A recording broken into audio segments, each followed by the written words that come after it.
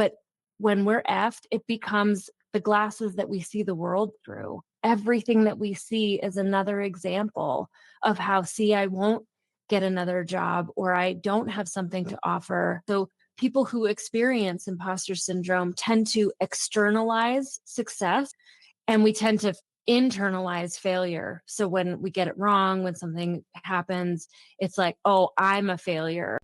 The Leading Like a Lady podcast was created to remind Black women, young and old, that acting like a lady is exactly what the world needs in leadership.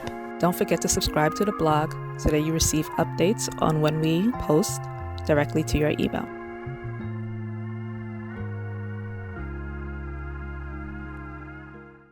Ladies, and any gents that might be listening, how are you doing? This is going to be a 2-part episode series on how to deal with layoffs, incarceration, and loneliness during the holiday season. We had the pleasure of talking to Dr. Alexandra Walker, who's going to introduce herself shortly in the episode. And I think you will be just as impressed with her background, if I know you well, my audience, as I was. I am extremely honored to have been able to speak to someone who is doing the type of work that she's doing, especially in New York with Rikers Island, which we'll hear about soon.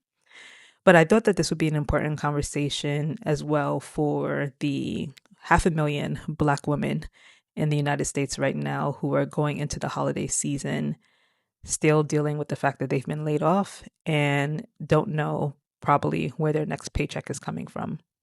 So not just advice on how to find a therapist or how to use therapy to get you through this holiday season, but also just some validation for your feelings that you might have during this time of the year, and also some tools to equip you with how to have conversations about what you are feeling with the loved ones who are in your life, or maybe just how to navigate the space if you are feeling alone or you don't have that kind of familial family or any kind of other support from people. Without any further ado, here's the first part, again, like I said, to this 2-part series. If you enjoy the conversation and you feel like you want to hear more, it's very important that you please leave a comment below for the content that's coming up over the remainder of this year, 2025, and also figuring out how to bring content that is most valuable to you in the new year.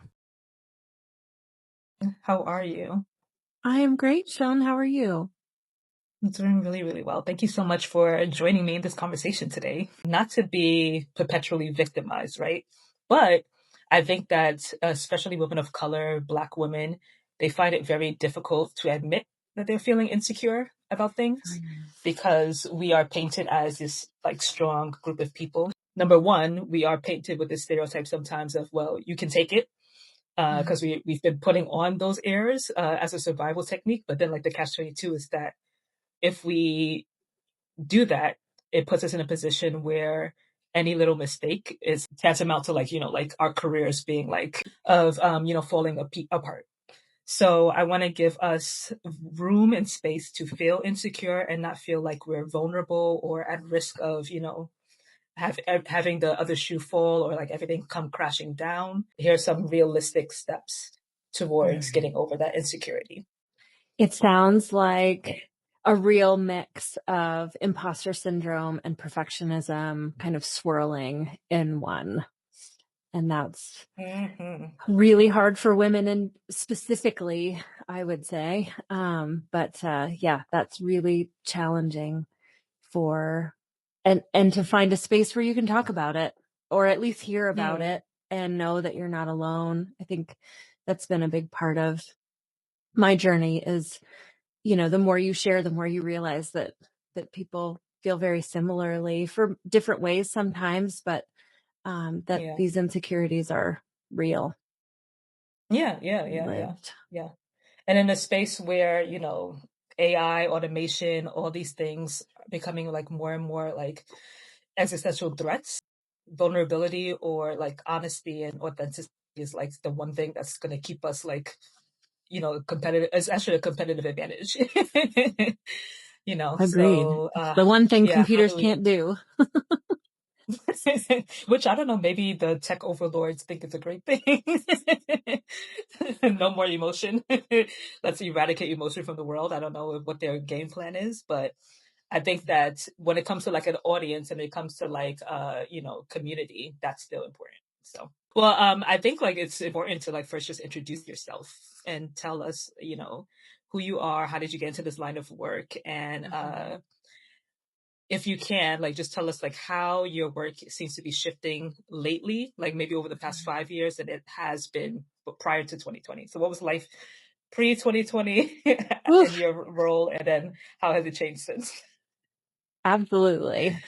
So, my name is Alex Walker. I am director and co-founder of the Alliance for Community and Justice Innovation, which is a company that I started with some colleagues of mine to try to help agencies that are doing really important work, like criminal justice reform, to Amazing. do what they say they want to do. I'll get into that in a minute, but I am a Yeah. mom. I have two kiddos and two dogs, and that's been a big part of my life lately. My career has been at the intersection of criminal justice and behavioral health. And so I started out as a clinician and wanted to work with kids as a therapist, and I did a lot of work to pursue that. And then quickly realized that I would never last being a therapist for kiddos throughout a long career.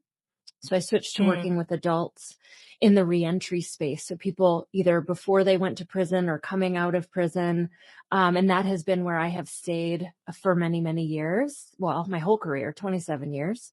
I've had some really interesting roles. I was a clinician for individuals who are incarcerated at Rikers Island and was involved in assessing them to see if they could withstand solitary confinement, punitive segregation. I've mm, overseen as part of a regulatory agency, multiple halfway houses across the state and been involved in trying to get them to do evidence-based practices. So do what works in practice.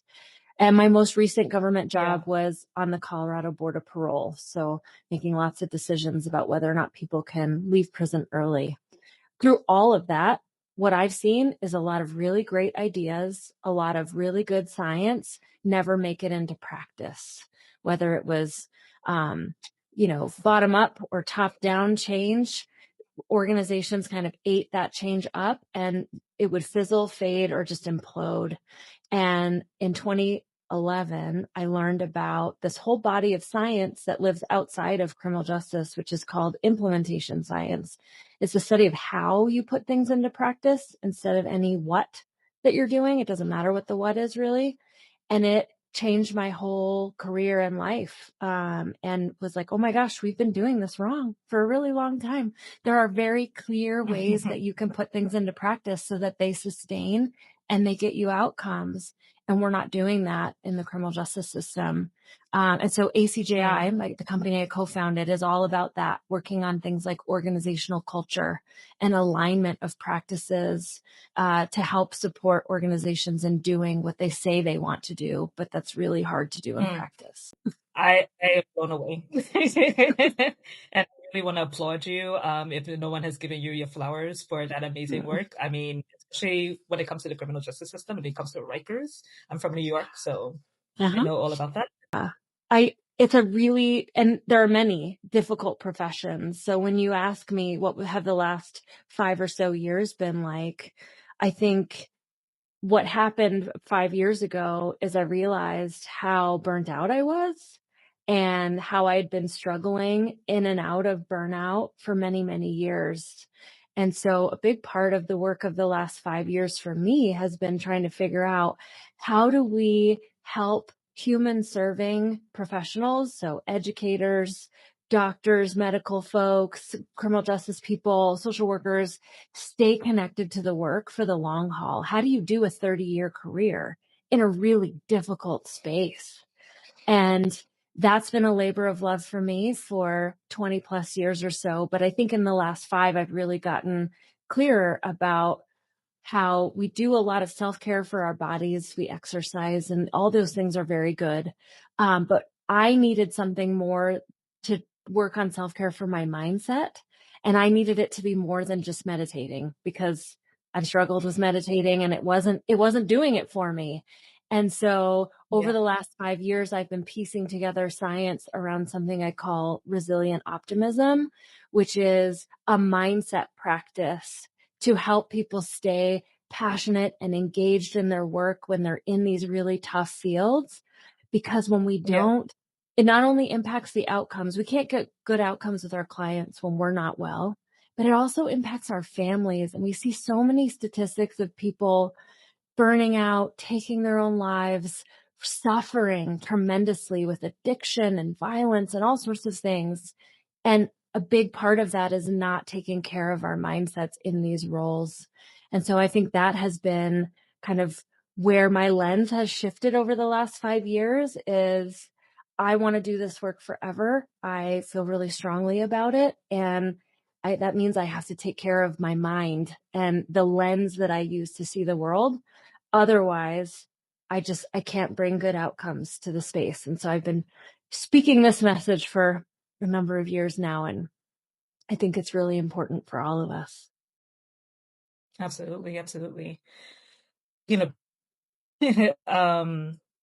it's funny because at first we were all doing the girl boss thing and we were burnt out from that. Hmm. We were all like, doing it big, like climbing the ladders, et cetera, et cetera. Now a lot of us have been knocked off the ladder Yeah. as a result of, I don't know, I'm laughing out of, to hide the pain instead of, and then that's It's a all of the good coping pain. skill.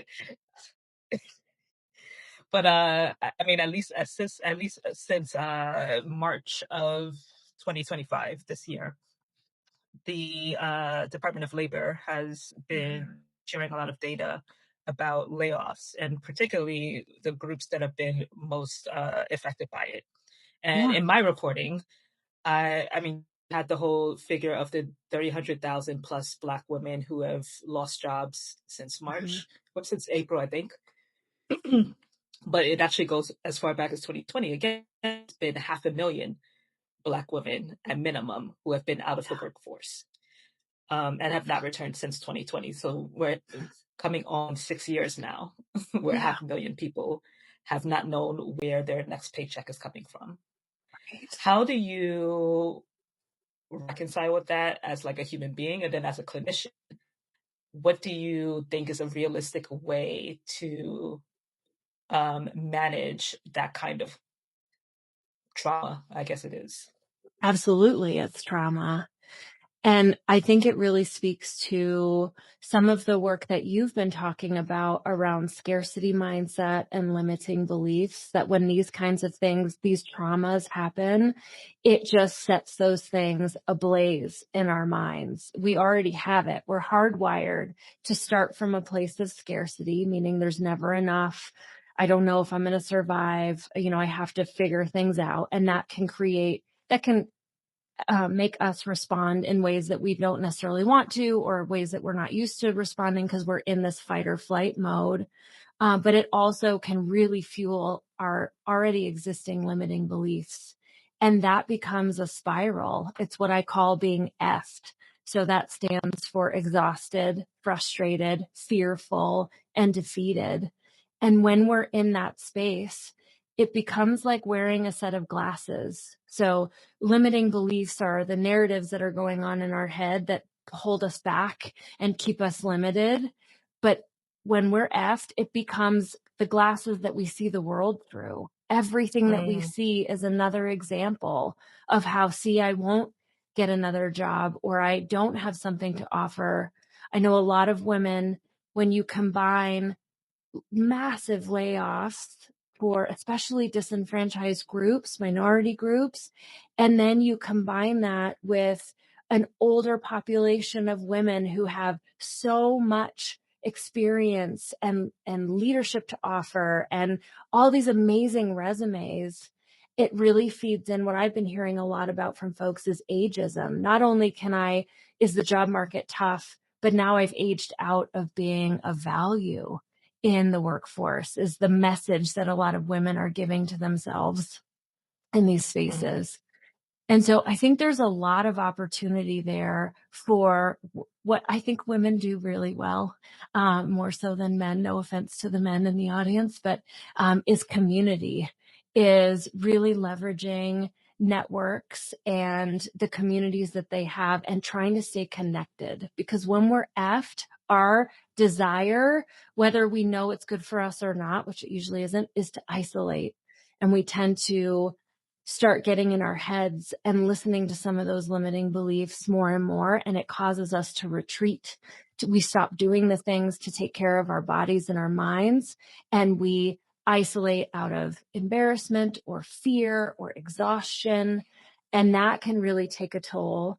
And for some of us, we double down on some of those other hats. I think the most interesting research about women in general is how many roles we have to play in our lives. Yeah. Whereas men can just work and come home. Women are caretakers of all different kinds. We're schedulers, the emotional toll that it takes to run a household and to live a life. It's a burden. And so when we isolate, then what happens is things start falling apart around us as well. And then it's just Mhm. reinforcing all those limiting beliefs. See, I can't do this and this isn't working. And so part of what I would recommend, as simple as maybe it's too simple sounding, is really trying to force yourself to stay connected.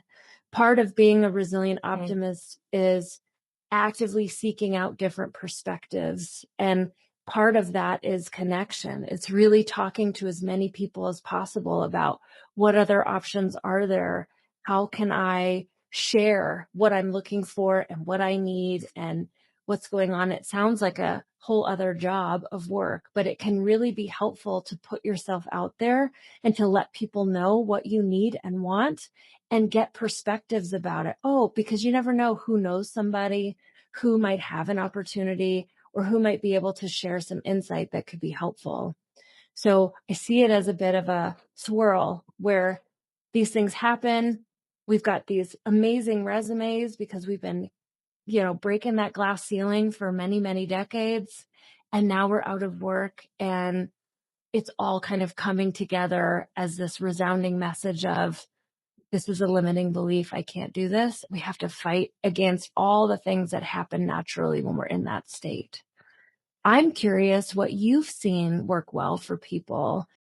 So I am one of those people who has been perpetually job insecure. And it's by nature of it's a couple of things. It's the I graduated during the recession of '09. Mm, So I think there's just and it was okay. I'm jumping ahead, but let me give context. So I graduated during the '09 recession. I'm in a field already that it was kind of like on the edge. It's like it's really something that you think long term you're gonna make six figures, let alone like millions of dollars, unless you're like a Don Lemon or like a Joy Reid. So there's that. And then I'm neurodivergent, so I think that also has played a huge factor in like managing like consistency in terms of job security. mhm, Like for a number of reasons. I think we're just getting used to the idea of accommodating adults with neurodivergence rather than just doing it in the classroom, even though we were barely doing it then also. So all those three things, it's been very, very triggering for me. This whole issue of like layoffs and things like that. I mean, this whole platform that I've built right now, leading like a lady, is a result of being laid off in 2020, right? So on the one hand, what I've seen me around me do around that time, because I wasn't the only one. I had a couple of friends mhm, who lost jobs then, was definitely the community part. mhm. But the community part was hard because we were, what do you call it? Quarantining. What's the word? Quarantining. Quarantining? Yeah. That used to be like that was the word of the year, and I forgot it. I'm glad you forgot it. That's Yeah, progress. yeah, we were quarantining, so that was a little bit difficult. But it's so interesting that the quarantining, because it was such an obstacle, that it forced us to push even harder. because we Mhm. were all like very desperate to make sure that this did not become like this does not define us moving forward. And so it felt really good in the beginning. In 2020, in a weird way, was kind of like something I wish I could go back to, because we've never experienced that level of like the world shutting down and Mhm. isolation. Like Mhm. that's definitely a wide group experiment. And so people were trying really, really hard to make sure community was fostered. I mean, we had things like, I don't know if you were familiar with Clubhouse. That was like an audio only app where people were coming in, chats from all over the world. And I was on there religiously. So there's Mm. a lot of people who supported this platform being built. Other projects that I was leading, they came from that, that. So in the beginning, community definitely was there. Suddenly, I think like around mid 2020, people kind of like were over it. Like Mhm. they kind of felt, I don't know if it was like fatigue with the quarantine, fatigue with masking, fatigue with just the whole conversation around what is this virus doing to us, that people just were like, I don't care anymore. We're back to like being the people we were before 2020, which was kind of like individualistic, kind of like, I'm just trying to get to where I need to get to. And then I felt that severe isolation again. So I had a therapist at the time mention, and this is, I guess, more centered to me, but I will say that I did see community work, like you said, as your suggestion. But for me, a therapist had told me, well, you just have to, Sean, you just have to figure out how to do it on your own now. You just have to now rely on you. And I thought that was a very interesting piece of advice for a therapist to give, because I was like, I thought that's the opposite. Mm. We have to really tap into other people. So in a sense, I've had to just figure out how to navigate for the most part on my own, and kind of like adapt skills. Like I did a lot of different workshops that like just kept me engaged mentally, so that even though, it was a small win kind of thing, like measuring small wins of, well, I did this workshop and I learned a new skill. And so I'm getting better at either doing something I've always done or learning something new that could be of value to me.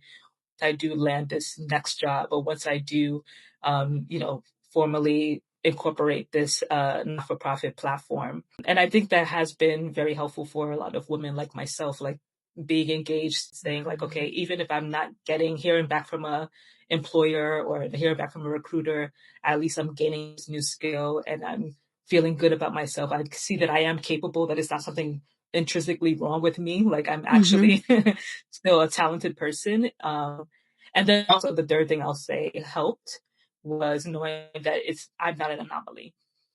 I think actually that was the biggest thing, to know that, and that was what I was getting. That was the point that I was going to make when I was talking about the recession of 2009. A lot of conversations were coming up during 2020. I remember there was a big news report on ABC where they were saying, okay, it's like I think it was the decade long anniversary. I think it was the 10-year anniversary of the recession that year. So it was kind of like, oh my gosh, we're going into something that's very similar, but then we're also looking back 10 years of when this happened last time. And there were so many people that they were interviewing that were saying that, yeah, for the past 10 years, I've been struggling. Like I would have to explain the gaps in my resume, and employers act as if they didn't watch the same news that we were watching when we graduated. Like, oh. And so I was like, okay, good. I feel seen. I feel like I thought that I was a failure. I thought that Mm. my other peers who graduated at the same time as, yes, we were all going through the same fear, they kind of figured that I didn't. But seeing that let me know that no, we're all literally have been going through this for the past 10 years. And so I stopped blaming myself. Like that internal voice was a little bit more muted in terms of like Mhm. thinking that, oh, this is all my fault. But yeah, it's interesting to me that uh you say community, because again, like that, what that therapist told me, that you have to figure out on your own. You can't just always rely on people. But then also thinking about how committed we were at one point to community, and then somehow that we went back to our default set. And I think that's a very American thing. I think it's a very US thing to Mm. have individualistic kind of mindset, Yeah. sadly. And I don't know how we stop that. If you want to take it from there, like how do we tackle that? Like people going back to their default and saying, "Well, I'm also going through something, so I know that you need help, but I'm also dealing with my own issues." Yeah. Thank you for sharing that. I see so much of the experiences that I've had and heard about in your story. And I think what you're talking Yeah, about is resilient optimism. So this idea that like you leveraged community, but you at the same time had to figure out like, where do I have agency? Where can I make some yeah, moves? And that piece about learning and growing and keeping your brain fresh and like learning new skills, all of that fits into that finding different perspectives piece. It's not always talking to folks. Sometimes it's learning new things or reading a book or pushing yourself to think in a different way, actively seeking out someone or a podcast that has a different opinion that you've never considered. Just really keeping your brain active in these things can help you feel like you're not going to get stuck in whatever's going on in your head. And I think you're right. The culture piece seems very clear here in the US. My parents are both first generation immigrants. English is not their first language, and I've gotten to see a couple different cultures as a result of that. And it's very different in other places of the world. So we are kind of this unique space. And I think we're still trying to figure it out. I'm not sure that the way that we do things here is really good for us as humans. Um, yeah. and so, but I do want to point out something because we started talking a little bit about imposter syndrome. And I don't know Hmm. if that's been a thing for you, but what you're describing, how, you had to stop internalizing, this isn't necessarily me alone and there's something wrong with me, but like this is a common experience, which I think is part of the power of community actually ties into imposter syndrome and how we define it. So people who experience imposter syndrome tend to externalize success. So when you have a win, it's like, well, I got lucky, or it was just Yeah. a great mistake, or I overworked, and so of course it worked out because I put in way more hours than I could ever sustain. Or maybe it's like it only worked because I know someone, and so it's not about me being successful, it's like all this outside stuff. And we tend to internalize failure. So when we get it wrong, when something happens, it's like, oh, I'm a failure, that's why it went wrong. And I think that is in part some of the cultural challenge that we have here in the US is that we tend to externalize a lot of stuff and not really think about how our effort and energy and our focus and intention matters. Where you put your focus matters. And when we're really Yeah. spread thin, or we're all over the place, or we're really hyper focused on all the things that are going wrong or not working, that's where our energy goes and that stuff grows. And so I think part of this challenge as well is getting really clear. What do I want to strengthen? What do I want more of? What do I want to build? And trying to be intentional about putting our focus there. Otherwise, we get kind of stuck in the swirl of my life is out of control and I don't have any way of impacting it because it's all coming at me from the outside. And as we focus there, that tends to grow. Again, it becomes part of the glasses, the lens that we see the world through. And then all we see is everything that's wrong and everything that's falling apart. And I know it sounds really simplistic, but our minds are powerful. What we think about, the narrative that's going on in our heads, it really drives how we show up in the world, how we engage with people, and what opportunities we go after. If we're feeling insecure and less than and alone and like we're a failure, we're not going to put ourselves out there in a way that asks for what we need, that goes after the things Hmm. that would make our lives better. We're going to hold ourselves back and stay small. And so, really trying to think through what's going on in my head. Is it helpful? Is it hurtful? And for many of us, it's not helpful. And so then we have to do the work to make it different, to change it. still around the issue of feeling insecure, but it's more like a personal level in terms of having conversations with family, loved ones around the holidays, Mm-hmm. especially when you are dealing with a layoff.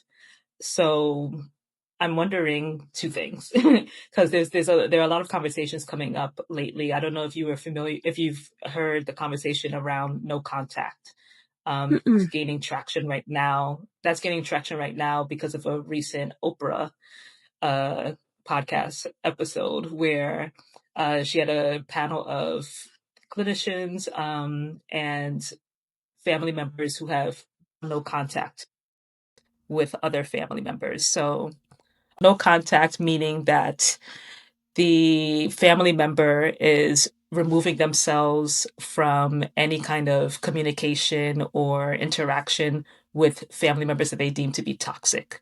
So whether it be that they have an abusive parent, physical or psychological, if they have family members that do not make them feel welcomed, they feel like they're the black sheep, etc., they are not communicating them with them in any form or fashion. So no phone calls, no emails, nothing. We're not seeing each other physically. So it's almost as if like they don't exist.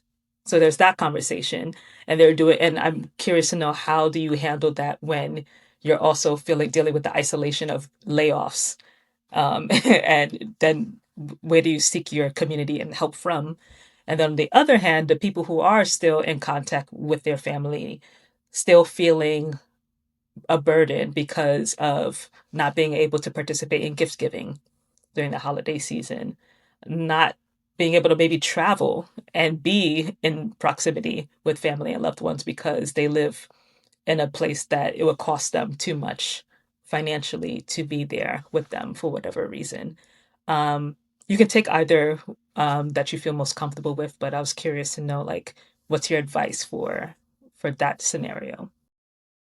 Don't forget to subscribe to this channel and to the podcast for part 2 of this episode. If you enjoyed the advice that was given in this episode, don't forget to also like and also leave a comment below telling us what were your biggest takeaways from the conversation thus far. And of course, please make sure you share it with anyone else who you think could benefit from this hopefully life-changing advice.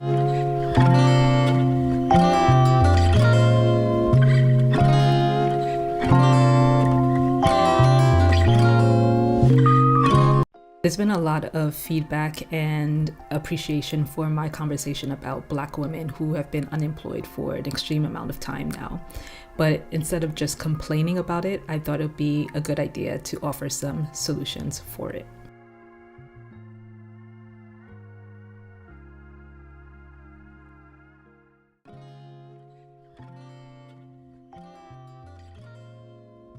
So before we can go into what are some effective job search or job pursuit options in a slow job market for Black women, I want us to have a summary of the context of why this is such an important topic. And by the way, I'm going to have chapters in this video, so if you already know the deal, you already know why we are suffering the worst under this economy, you can just skip ahead to the chapters. So why did over 300,000 Black women lose their jobs this year? Well, the recent unemployment trend for Black women starts at the federal government.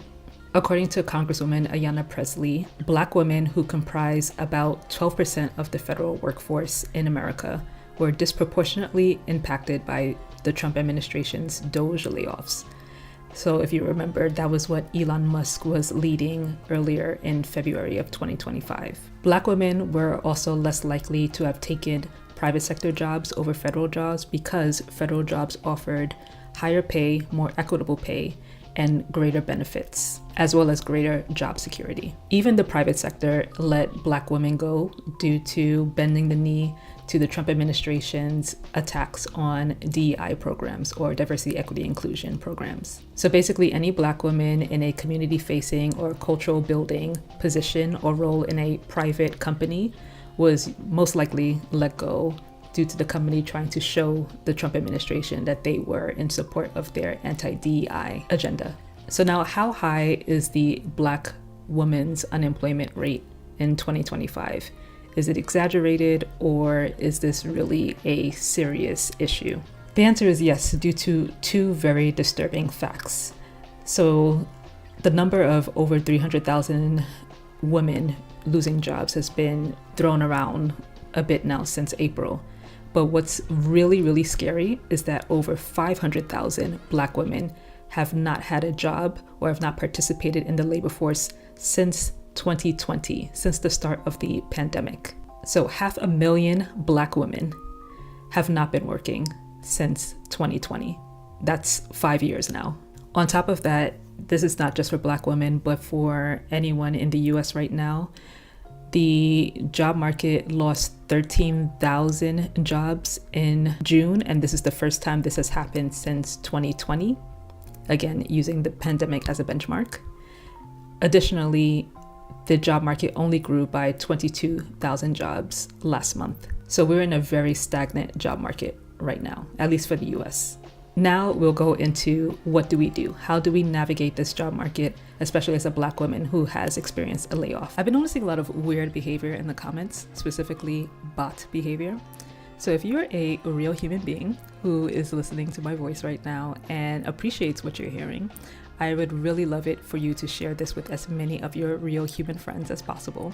Now back to the video. So I'm going to talk about it from both the perspective of being a freelancer / entrepreneur and looking for a traditional job, meaning just becoming an employee, a W-2 worker.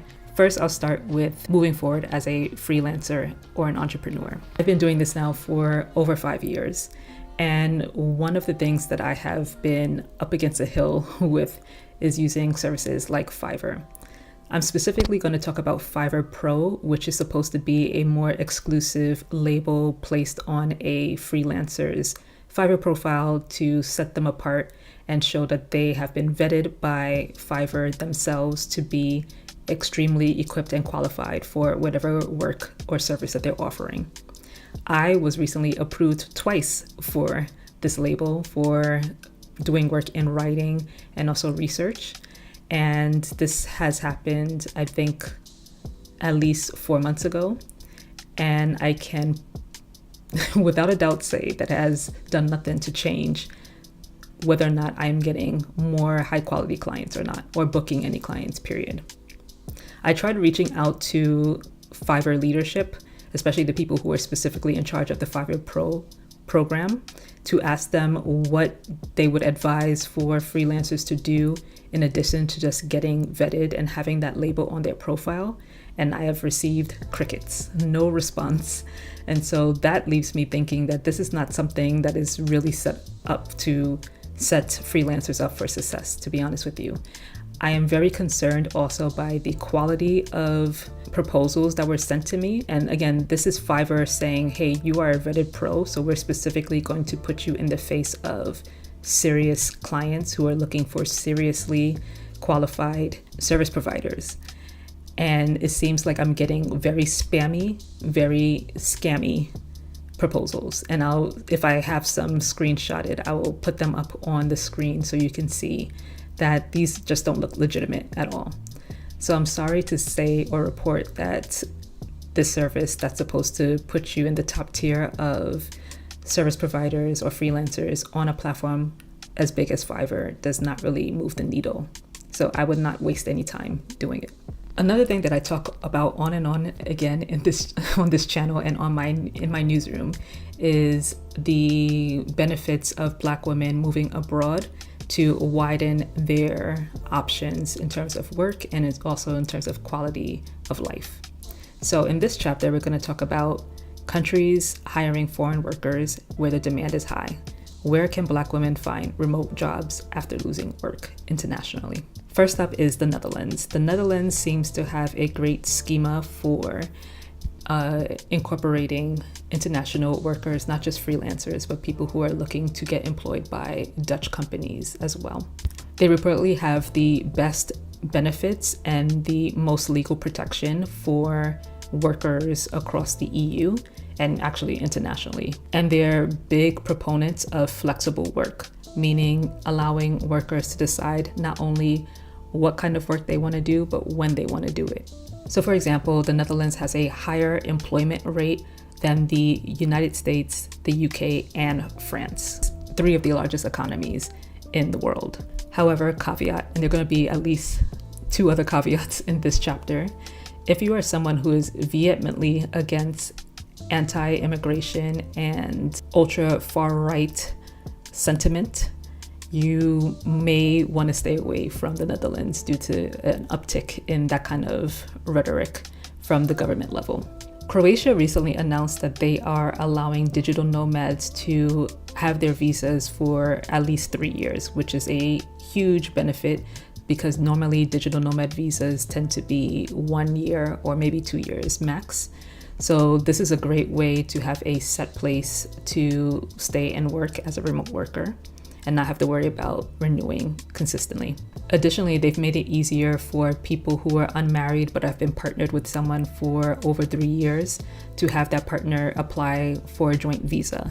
So if you don't have any children and are not married but still live with someone who you consider your partner and want to move together, then this is a huge benefit. Croatia is also appealing because it has a low cost of living, so apartments, groceries, etc., not as expensive, and it has a relatively low minimum income required for the visa. So the minimum income requirement in US dollars is approximately $46,000 annually. The UAE is a controversial choice given its involvement in the Sudanese conflict, and I talked about this on TikTok, and I believe there's a YouTube short as well about this that I filmed.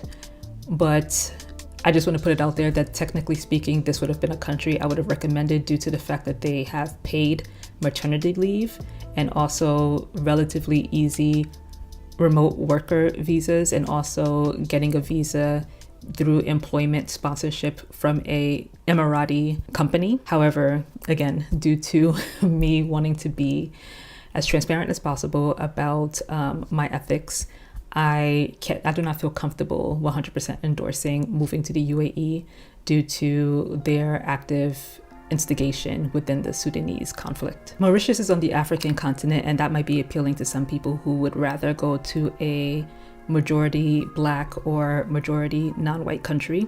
However, it is not it is not divorced or not lacking of any controversy as well. The country has been in the news for using police force to crack down on civil liberties and free speech. And at least in the past 2 elections, there has been accusations of fraud. So it is a politically volatile country, but it also offers relatively easy remote visa application processes. Now, whether or not you choose any of the countries that I mentioned, and I'm going to go into more depth about countries that are best for remote workers or people who are looking for work in this economy if you leave a comment below and tell me that you want that video.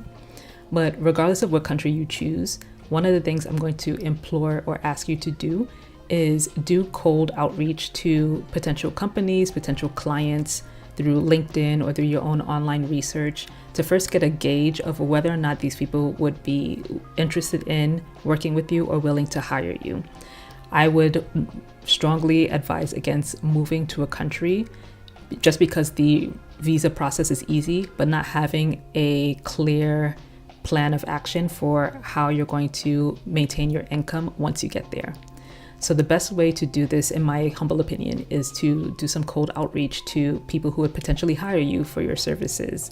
So just do like a quick LinkedIn search of the largest companies in your industry or area of expertise and see whether or not any of those people in positions of leadership, the decision makers, would be open to working with you in the near future, and see how you can negotiate before getting on the ground there an opportunity to, sign a contract or a memorandum of agreement about working together. This chapter is about get a job quick schemes, which are rampant right now due to the desperate situation that a lot of people are in, especially Black women. So how do you beware of these promoted scams that are saying that you can get a job without an interview or within less than a week or less than a month? First, I'm going to name the scams that I found outright that have been promoted the most, and I'll explain why they are scams. So Mod Squad has been promoted a lot. It's, I believe, just a general remote work platform that you can just apply to multiple different jobs at the same time. Both on Glassdoor and Trustpilot, they've had a rating of 3 stars or below. And common comments have been the work environment and the lack of opportunities for growth. Similar reviews have been said for Appen, which I believe is specifically in the tech space. If I'm saying this wrong, because I'm trying not to keep looking at my script while I'm talking, I'll just put a caption at the bottom that says where these companies are promising. But just know that you're not going to reach out to them anyway because they're scams. Alorica is another one that came up often. And I will also point out that it was just one video alone, one video from a YouTuber who I won't call out, but I'll just say buyer beware of these YouTubers who are going on camera trying to sell you these platforms and saying, oh yeah, they're the best and you should definitely try them, and not offering any kind of vetted evidence for why that's the case. Because as soon as I looked at every single of these websites that this one YouTuber mentioned, I already saw that it was a scam. So the moral of the story is, as you're looking into these job site platforms, always look at the Glassdoor, always look at the Indeed, always look at the Trustpilot reviews and see what people are leaving as comments, because more than likely they're going to reveal to you that these are not really the most trustworthy resources for your job search. Know that there are certain companies in specific sectors that are not hiring people, let alone Black women, due to mass layoffs, and that's the tech industry, the media industry, or journalism. Surprisingly, accounting, paralegal work, copywriting work. So copywriting can include digital media and or marketing, and also graphic design. So some of these might be a surprise to you because they're typically touted as job secure and usually in high demand of employees, but right now they are either laying off or pausing any kind of hiring. So I'd recommend that you don't even bother including them in your job search. But now that leads me to this next chapter, fulfillment versus payment.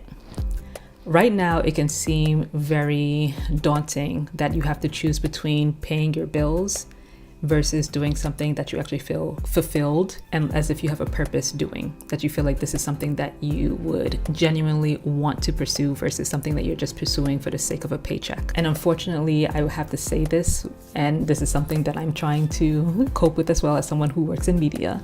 So we're both holding each other's hand as we say this. Right now, I would say that you have to make the decision of which one is more important, and more than likely it's going to be hard to balance both at the same time, fulfillment and steady paychecks. So let's talk about this from a entrepreneurship standpoint. Let's talk about practical versus aspirational business ideas. My aspiration is to build a digital media business and platform to make myself a strong, independent voice in the media space, specifically using my journalism skills and background in certain sectors and areas to inform and support Black women who are in need of leadership development or just feeling insecure about their status in life. Those are aspirational goals. But let's talk about if I need to make money like tomorrow and my digital media company hasn't really kicked off yet. What can I do realistically right now to guarantee a consistent paycheck as an entrepreneur? I have some ideas. I would say right now that you need to really look at jobs or entrepreneurship opportunities that are safe from AI. Things that people are not saying I can just use GPT or Gemini or whatever to handle versus an actual human being. And those are usually in the construction space, legal counsel. So lawyers are still needed, people who actually really know and have studied the law versus putting it into, God forbid, ChatGPT and coming up with a very, very bad and not legally binding deal. Healthcare, because we still need people to manage the sick, the dying, people who need their annual checkups, etc. Mental health care, despite all the news about people using AI as their therapists, actual people who are working in the mental health care sector are still in high in demand. Firefighting, I know that's random, but hey, fires happen. And if you're not in a place that strictly relies on volunteer firefighters, and you have the physicality to do it, you might want to consider that as an option. Home repair, fixer-uppers, so someone has a damaged porch or needs their pipes fixed, that's in high demand still. You can't use AI to do that, not yet. I have tourism here, but I have a question mark around it because I was also considering becoming a travel agent, but I'm gonna do a little bit more digging on that and get back to you because there are a lot of these, again, get job quick schemes. Beware, Fora. I will see if I'll edit that out later, but Fora is one of those scams that are telling you to use your own audience that you've built already or your own, I don't know, group of clientele that you have already to then sell them packages through these agencies. And it sounds a little bit pyramid scheme-ishy. So let me do a little bit more research on that before I can, with authority, say that tourism might be a good option for you to move into in terms of AI.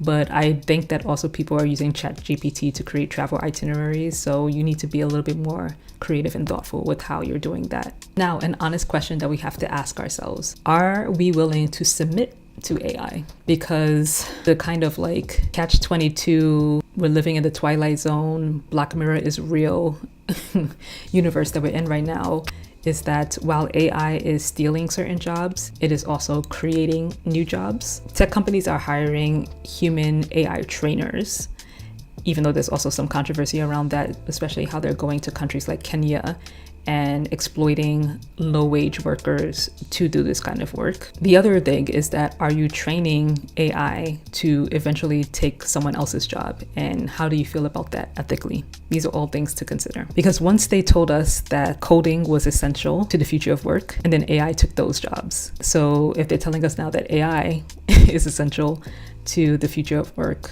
what's going to replace that in the near future? So I would say proceed with caution with going ahead with pursuing AI, but just putting it out there as a thought. I'll end the video with this chapter, job search by age, sex, and location, because it is important to think about how does your age or level of seniority in terms of your professional life and career affect your job search. Obviously, how does your gender affect it, especially when it's at the intersection of race and gender? And then also where you are in the world, how does that affect what's happening in terms of your job search? Now, obviously, in terms of location, the US is a hot mess. So that's why previously I mentioned considering other countries that might be more hospitable to you, especially if you're looking for remote or flexible work. But let's start with age. Let's start with Gen Z, because Gen Z right now is the youngest working age group exists right now. Gen Alpha is still too young to even think about getting jobs. So we'll save that for a couple of years from now. Gen Z, I'm going to break it down into 3 sections for you, because some of you are just starting college, have just finished college, or are right at the cusp of figuring out where you're going to go to school once you graduate high school. If you are still in college, you need to change your major ASAP if it is not in any of the AI safe jobs that I had mentioned earlier, or AI safe sectors that I had mentioned. And I'll just repeat some here. Political science, because of the law, criminal justice as well, business management or business law. So all of that falls under the framework of legal work that you can still do and is AI safe. Economics, psychology due to the mental health care demand, biology and chemistry due to healthcare or medical sector still being strong, and also architecture. I think architecture is a creative thing to go into, to have your college degree and still be able to do something like construction or, home repair, because you can add a little flair to it, especially if you're an entrepreneur, with making it like a bespoke kind of service where you offer specific kinds of unique offerings to people if they pay a certain premium. If you're still in high school at the senior level and you're Gen Z, let's think about college. Let's take a beat for a second. I know your parents don't want me to say this to you. I know from experience, but don't worry, they're not listening right now. Reconsider college. Do you maybe want to take a gap year? And you can be working during this gap year, doing one of the AI safe jobs that I mentioned earlier. Think about taking a gap year to do that, to work, or whatever you choose, and do some reflection on whether or not you truly know what kind of work you can get paid for that is also fulfilling to you and would be secure for at least the next 5 years. Also, use that gap year to think about where you can study either of these trades or subjects and get a full ride, a full scholarship to study it. Forget about elitism right now and thinking about going to the Ivy Leagues or getting the prestige from a good college brand name. That literally doesn't matter anymore. Literally doesn't matter anymore. Where can you go, whether it's a community college or what have you, that's going to give you a full ride to study any of these things that you've chosen to study, that's going to have you job secure for the next 5 years? That's what I would do right now if you're in high school. Also consider, do you learn and work better under traditional academic settings or just hands-on, using your hands? Like maybe you do want to just go straight into the trades. Maybe that's something that resonates with you more. Or do you like the traditional classroom setting? And also, do you have enough financial and family resources to back you in doing something on your own as an entrepreneur? So earlier, the entrepreneurship jobs that I mentioned were AI safe. Do you have family members that would want to support you in exploring that for a year before you go into college? Maybe like not financially, but maybe allowing you to stay at home a little bit longer, rent-free, so that you can explore that and see if it's a viable opportunity. Before you take on any debt, before you take on any student loans, I really want you to consider those 3 things. If you've already graduated from college, I'm so sorry. I'm sorry that you are entering into this market in this way, but here are some steps that you can take to make your situation a little bit better. First of all, are you over leveraged? Do you have far too much in student loan debt and maybe any other type of financial debt that is going to prevent you from pursuing certain type of work, and it's going to require you to say, okay, this is not my passion, this is not fulfilling, but this is something right now that is lucrative. Let me go in that direction instead. So I know you got a degree in, maybe you got a degree in art history, and right now museums, etc., not hiring. What can you do that's not related to that degree, but still gives you a lot of money? If that's something that you're just not willing to entertain, well, can you find fiscal sponsorship or a scholarship for a master's degree program? Is there a mentor in your life that would be willing to pay your way full ride to get a master's degree in a new area, a new subject that is experiencing high job growth right now? Or is there a community college, again, or a university that is willing to offer you a full ride for a master's degree program or even a PhD program? If so, I would say take that opportunity and train yourself in a program, in a subject area that's experiencing job security right now. Lastly, and this is not just for Gen Z who've just graduated, this is also for millennials that I'm going to talk about in a second. But are there paid fellowships, any paid stipend programs that you can apply for and do that for a year or so that can give you something extra to add to your resume in a, again, lucrative area, place that's experiencing high job growth in the current job market? Apply. I've been doing the same. So millennials, we are the youngest seasoned workers. And I'm not gonna talk about boomers or anybody older, to be honest with you, because I think that they have other things to their advantage. So millennials, we are the older seasoned workers, the youngest older seasoned workers right now who are experiencing a crisis in the job market. What can we do given what's going on right now? I want to highly recommend low-lift thought leadership. Whether or not you are interested in becoming an entrepreneur or not, I think it's important to build a personal brand. I think it's important right now, especially in this social media digital era, to have a visible presence online. I'm not saying that you have to be an influencer. I'm not saying you have to be a content creator. And that's why I said low lift thought leadership, where you are putting yourself out there as someone who has thoughts and opinions in an area where you want to be employed, in an area where you do want to have clients pay you for your services or expertise. What's a low lift way of doing thought leadership? Follow or connect with as many high profile people in the sector or industry that you are pursuing, and always be leaving comments on their post. So you're not creating the post, you're not creating the opinions and posting it and putting it out there, although you could if you wanted to do that. But what you're really focusing on, what you're really concentrating on, is commenting on other people's highly visible profiles. So even if you don't have the large following, they have a large following, and that large following is reading the comment section.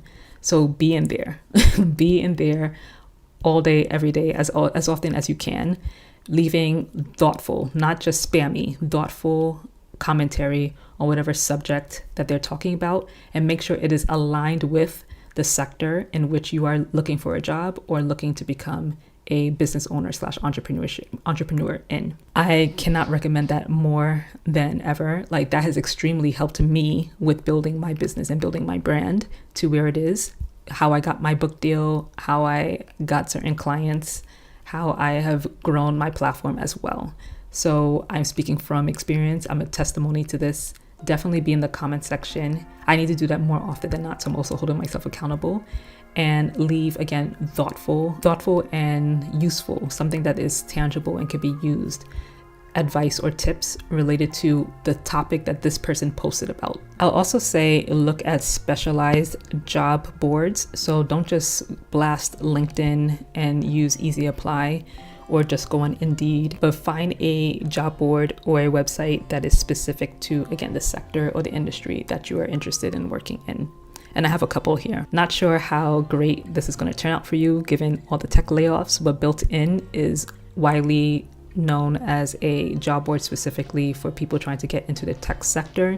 So if you're maybe pursuing those AI jobs and you're just closing your eye to the fact that AI is the enemy right now, then you might want to go to Built In and look for jobs there. Leading Like a Lady, my platform. We specifically post jobs in the media sector that have to do with writing and that have to do with digital media or marketing.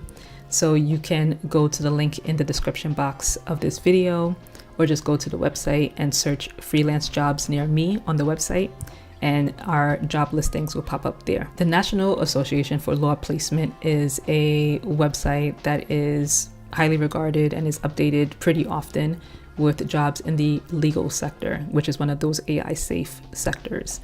So you can go there, NALP. Now, I also was just looking for any resources available to Black women based on their status in life and based on their location. So were there any state specific or were there any status specific resources? For example, what about working moms? Are there maybe stipends for people who cannot afford childcare? And I'm sorry to report that unfortunately the Republicans are doing everything in their power right now to make that impossible, particularly by trying to eliminate funding to Head Start programs that often give free or reduced cost childcare to working moms. I would say if it's possible to move in with your children's grandparents so that they can juggle the load with you of watching your children, that would probably be an option. Again, if it's available to you. I'm still doing some more research. I could not find enough information about state level or even more locally regional level resources for any Black women experiencing job loss right now. I know there are different people who are offering emergency funds. So I'm going to do a little bit more digging for that part. So just bear with me as I get back to you with that information, and definitely leave a comment below if that's something that you would find extremely useful. But for the sake of not making this video too long, I just want to say that I really, really, really hope that you are finding community and finding some group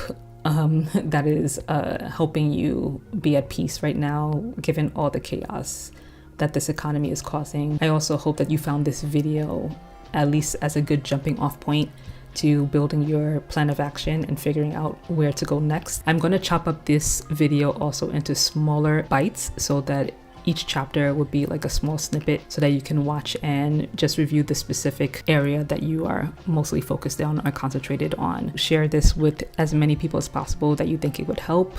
Leave comments below if there's any other questions that you felt should have been answered or would be beneficial for me to answer in regards to specifically Black women looking for jobs right now in this market. Or if you've just been subscribed to this channel for a while, thank you. And are maybe recently subscribed to this channel. If not, hit the subscribe button right now, and are just interested in other topics that you would like me to cover based on what you see already covered on this channel. Leave me a comment below because I'm at your service. That's my new role here. And as always, thank you so much for spending your time with me here, and I look forward to seeing you in the next video. How I moved to Kenya and would I do it again? Someone asked me this question during a conversation, and also it is bringing the most traffic. This question is bringing the most traffic to my website. So I figured I'll do a short video about it. And if this is something that you are interested in, if you are considering moving to Kenya or to the continent and want more advice like this, leave a comment below and make sure you hit the like button. So, the story of how I got to Kenya can be both inspiring and chaotic, depending on how you think about it. And it definitely played a role in the reason why I did not go back. Let's rewind back to around 2018. 2018 is the last time that I worked a legitimate full time job. And I say legitimate full time job because I have been working full time as a freelancer, so working with multiple different companies, but doing one specific type of role, which is reporting and commentary. But this was the last time that I worked for a specific company in a specific role for them as their full time staff. Anyway, long story short, that was the last time I worked a full time job, technically speaking. And I was laid off. I was laid off very suddenly. The company was in a lot of financial ruin even when I joined, but unbeknownst to me. And so I ended up getting laid off. And then for a whole year, I was unemployed. And I know that we've been through a lot of ups and downs since then, we as a collective, to be honest with you, not just me. But at that time in 2018, that was the hardest year of my life. I have never gone that long being unemployed, and it was really, really, really hurting my self esteem. It was hurting my ability to have faith in the world, to wondering what I'm doing here. And I'm sure a lot of you, especially if you're a Black woman living in the United States specifically, are feeling that way right about now. So this was at the moment where I was at my wit's end. It was it was September of 2019. And I'm going to have the text message on the screen. This fateful text message that changed the trajectory of those 12 months, literally, that I was unemployed for the longest time in my life at that time. And it was a text message that came up in a group chat that I had joined because I was looking for any means to network and get to know people who were working in the same field as me and could hopefully, point me in a direction of a job opportunity. And this one was, as you can see in the text, very vague, but I said, why not? And I think I had been replying to more than just this message in that group chat, but this one ended up being the turning point for me. So I replied, and as you can see again on the text, I was immediately asked to send my resume or my CV, as well as I think a cover letter and some work samples to an email address. Now, I'm going to pause here because flash forward to a little bit after this exchange. Within 1 month, I was gainfully employed again, and I was gainfully employed in an industry and in a role that I never thought I would ever be qualified for or expect to be hired for, and would end up allowing me to make the most money I've ever made at that time in my life. But if I were to go back in time and change my reaction to this response, I would have done a lot more homework than I initially did on this company and on the people who were in charge of this company. So, long story short, it was a startup that I was working with. It was a startup that was directly commissioned by the Japanese government. The Japanese government has this ongoing partnership or collaboration with a lot of countries on the continent of Africa to basically improve development in specific sectors, mainly in manufacturing and things that are less tied to services oriented work, but also in the tech space. They were trying to, expand where they were investing their dollars in international development. And so I was in charge of, I would eventually find out, of finding these kind of opportunities for the Japanese government through these different startups that they were using as their investment vehicles, to find opportunities to give funding to and opportunities to local African startups that were in the specific spaces that they wanted to see more development. And so I went through the interview process. The interview process, for the most part, was robust. They asked me to do what typically interviews ask you to do, which is a task which demonstrated my knowledge and expertise in the area. Even though I had no experience, no background experience working in this kind of space, which I would call maybe like a combination of private equity and public private partnership work, I did have a master's degree in international management and studied this kind of work.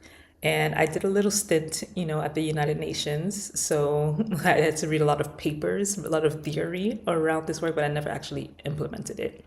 But I was able to demonstrate how I would, in theory, implement this type of work. And apparently it was successful because I quickly, very, very quickly, moved on to the next round of interviews. So this was all happening within the span of maybe 2 to 3 weeks. I don't think it went beyond 3 weeks, to be honest with you. So, mind you, I had been laid off at that time for actually exactly 11 and a half months. And then by the time that I officially got an offer letter with this company, it was the exact 12-month anniversary of me being unemployed for the longest time that I had ever been at that time. So you can imagine that I feel like this is a sign. I'm a very spiritual person. I'm always very honest about the fact that I am a believer in God. So I saw this as a sign. I saw this as God saying, it is your time, and not just your time to no longer be unemployed, but now it is your time to be paid even more and do even more than you've ever imagined you can ever do with this opportunity, because there was no reason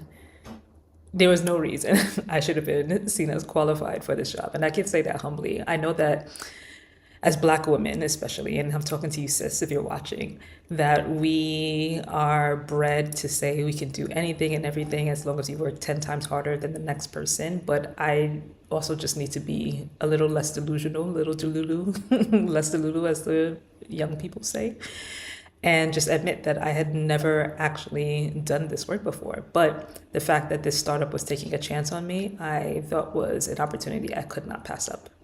And then on top of it, come to find out, the opportunity was going to land me in Nairobi. Now, initially, I thought I was going to go to Lagos in Nigeria, which is where my family is originally from. So that was why it was a little less intimidating for me, because I knew that I had property there, I knew that I had family there, and I already knew my way around Lagos and knew how to manage that chaotic city, as chaotic as it is, but to still make sure that I'm still in my right mind. But they changed their mind and said, no, we actually really need someone in Nairobi because we didn't have any imprint there. And so they wanted me to lead all the work in the Eastern African region. So this is part two of my caveats around what I would do in hindsight and why I eventually left. I had at that time, I mean, I still have, but at that time, I only had my one friend that was Kenyan, ironically. So she was basically my lifeline there. She introduced me to her mom. She introduced me to her friends there. And they were the reason why I had some level of much more easiness than it probably would have been if I had known nobody in assimilating into the city. There was still lots of hiccups, but we'll get into that in a second. But in hindsight, and this is my advice for anyone who is thinking specifically about moving to Kenya, is that you should consider the following. Are you going there single? If so, there's a lot more that I would say you need to prep for and be prepared to deal with as a single woman moving to Nairobi, Kenya, especially if you're not from there and have no family ties or anything connecting you there. And then number two, are you willing to purchase a car? Or are you going to rely strictly on the very, very local, regional way of traveling, which is the matatus and the tuk-tuks, sorry. That was not me, and I should have thought about that before I went. I would not, I repeat, I will not depend on my transportation solely on Uber or Bolt. You will find out why in a moment. So, yay, I'm no longer unemployed. I am gainfully employed now. And also, I'm in a very exciting sector, if I might say myself. So, I don't take that opportunity for granted, even though it ended suddenly because of the pandemic, which I'll talk about as well in a second. But it was, it was definitely an opportunity that I should have grabbed onto just with the right kind of company. and, but I learned a lot either way. And it was definitely an opportunity that is going to live with me for the rest of my life. It was a very, very exciting chance to have a significant impact on my homeland, on the continent of Africa. Even though it wasn't from Kenya, just being on the continent of Africa was really, really, really amazing.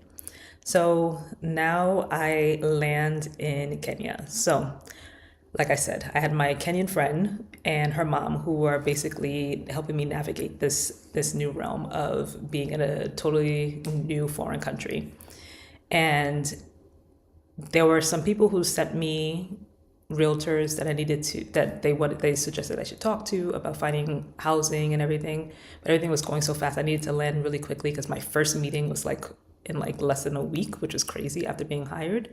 Like a very, very major conference that I had to go to. But that was not even in Kenya. I had to fly to South Africa.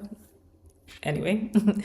So finding housing at the last minute was tough because I was not there on the ground. So I just quickly booked an Airbnb.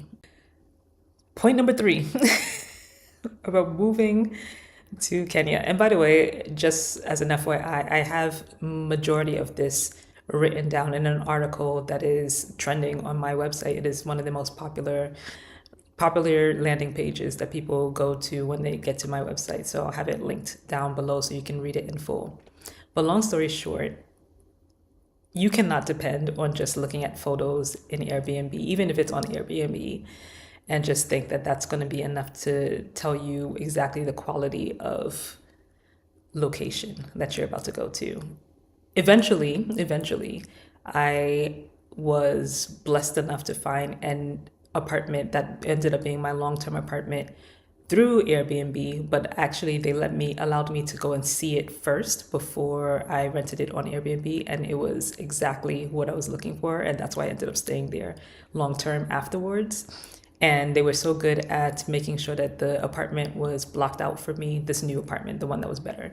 They made sure that it was always blocked out for me, and then I would pay them month by month. I didn't have to pay in advance upfront for any fees. But I'll have to tell you that that's very, very rare, especially in Kenya and especially I think on the continent of Africa. I know for sure in Lagos, you would have to pay the whole year upfront, right, for the property. And I've heard some stories like that for people who've moved to Ghana. And I wouldn't have had to do that if I went to Lagos because, again, I had property there and I had family there. So I wouldn't have had to worry about rent and everything like that. But just keep that in mind that finding housing on the continent of Africa is rough.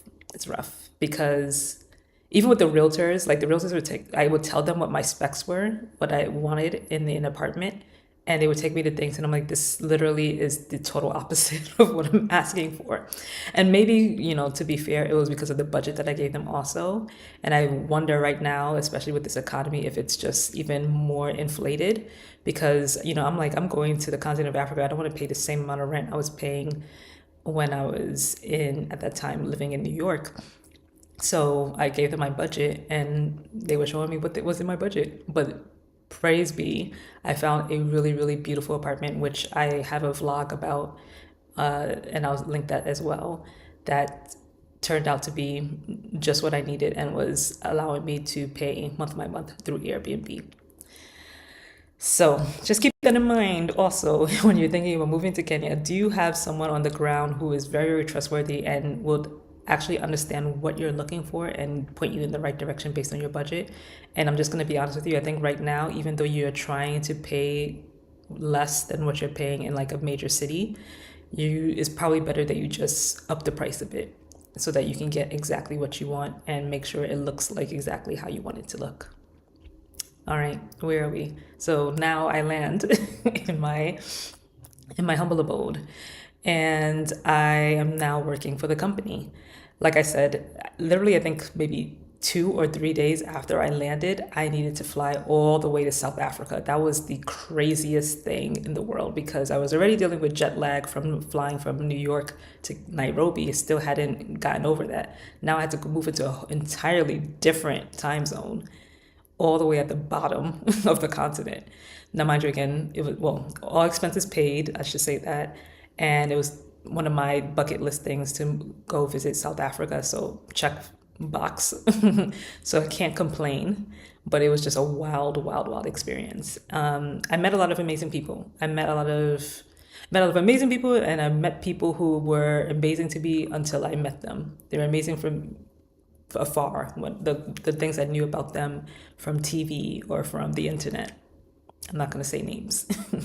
But yeah, working in this industry, specifically private equity and international development is what I'll call it, not public private partnerships. But working in international development, it is, especially when it's the private sector is involved, I'm realizing is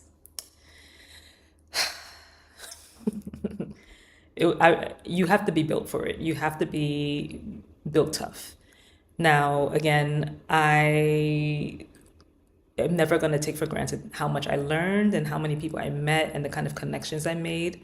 Like those are invaluable, and I still have those connections to date. So it's like I can always reach out to them for things here and there, and I try not to not to abuse those too much. But in hindsight, and I guess this is point number 4, finding the kind of gainful employment that you would need to take care of yourself when moving to the continent, specifically moving to Kenya.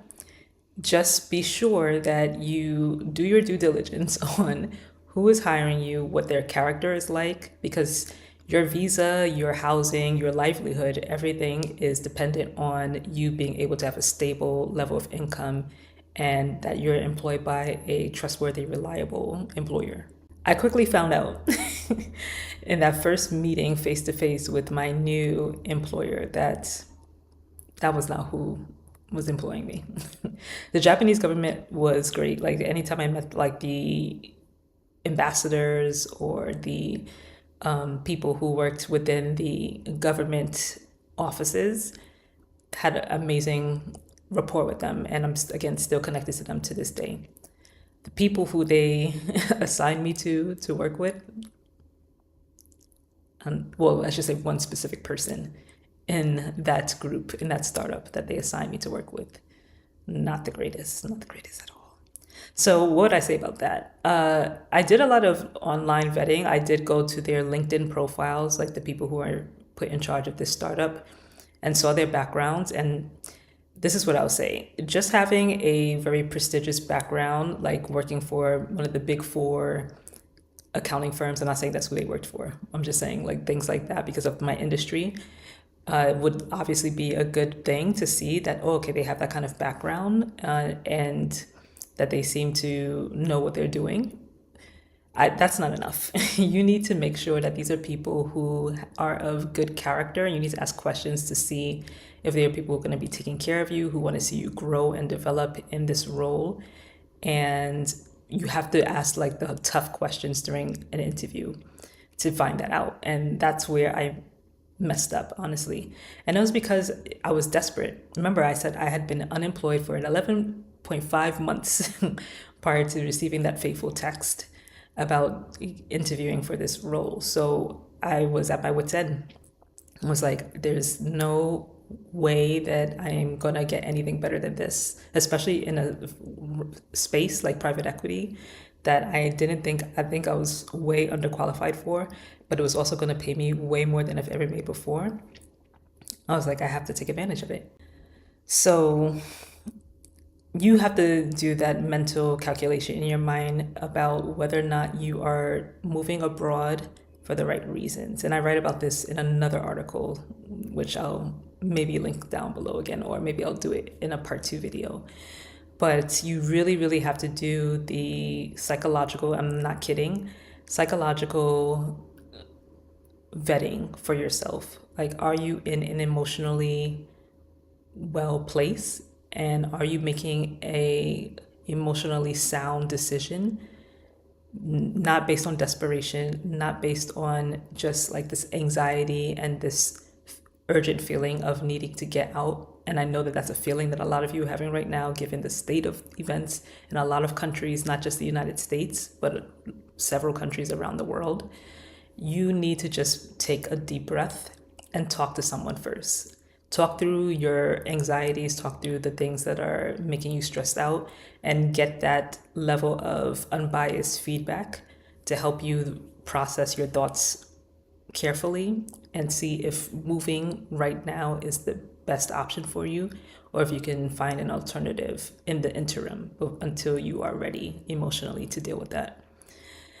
Because as emotionally mature as I had become at that time, even though I was going through a very, very, very tough period in my life, I see now I've had so much more to leap over, so many more hurdles to get over.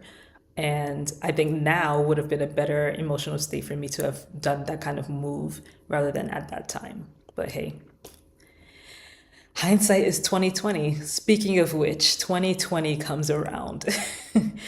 First, it was December 2019. I'm just hearing these rumblings of a little bug that's, taking over China, and it's wrecking havoc, closing down bridges and shutting people off of different cities. And I'm like, that sucks for them. Anyway, and I'm going about my day. And then lo and behold, I had to, so this was like, again, fate. I had to travel to New York from Kenya for a meeting at the UN. So if not for that, I probably would have been stuck in Nairobi for the entirety of COVID. But it just so happened that I was leaving for a very important meeting at the United Nations right the week before the entire world shut down. And so I ended up being with family, thankfully, and actually really was happy that I wasn't stuck in Kenya, because I would have been like a hot mess. But then that brings me to, what is this, number 5? Global pandemics or any kind of global event that could potentially make you stuck in the area that you moved to. Would you feel comfortable? Would you feel like I have everything that I need? Yes, maybe you're a little anxious and worried about the state of affairs of like what's going on in the world, but at least I am in the comfort of a place where I know I have all the things that I need for in case of an emergency, and that I have people around me who can take care of me, etc., etc.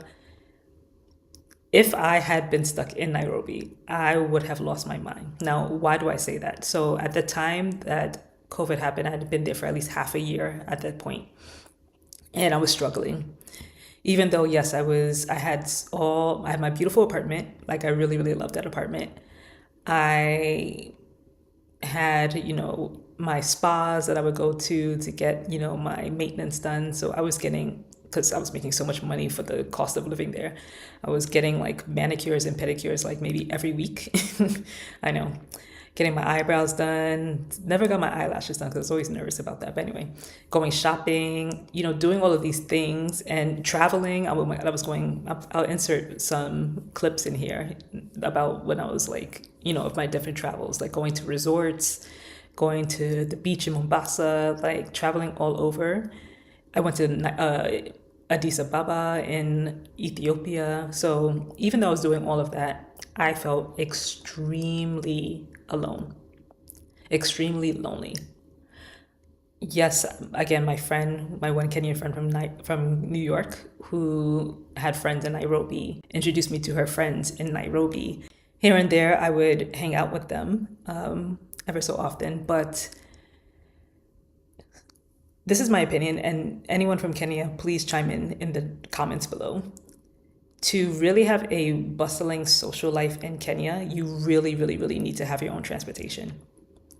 Or you need to be willing to risk, and I actually don't think that this is true, risking the mutatus. I don't even think that would be a good idea. For the type of people I was socializing with, and this is not any shade or to like put down any other group, I'm just saying for the type of people that were in my social sphere, like other expats, and then also some local Kenyans who were working in the same field as me, Having my own car to be able to freely go about where I wanted to go would have been much better for my social life, I think, because I would have had more flexibility and freedom. Why do I say that? So technically, you should have flexibility and freedom if there's Ubers and it's very affordable, right? Ubers were like $2 to go to crazy distances in Nairobi, but there's the problem. Therein lies the problem. A lot of times, my Ubers would just cancel on me. They would just decide it's not worth it because they're not getting paid enough, not getting paid enough to sit in traffic for literally hours. I remember like I would have to call my Ubers at least 2 hours in advance of when I needed to get to a place because there was always congestion. Always congestion. I don't remember a time where there wasn't. Maybe on Sundays sometimes. And that's when I would do my grocery shopping because that's the only time I would feel comfortable spending that much time out on the road. But during the work week, forget about it. Congestion galore. Then when you're going out at night too, congestion galore. Because everybody's out at night. Kenyans are really like social, they like to go out, is what I should say, in terms of like their culture. So even at night, you would have congestion. Scary story time. I think this was maybe I don't even know. It was after I came back from South Africa. It was sometime between then where I was going to go to a concert with other people, again, people that I was introduced to. And it was raining like crazy. It was during Kenya's extreme rainy season. And I was in an Uber. And we were in traffic, I kid you not, for I think at that time at least an hour and a half. I had already missed the opening of the concert for sure. And so the Uber driver himself got so frustrated with sitting in traffic that he decided to cross the divider into the other side of the highway, going in opposite direction of the traffic that we were going in.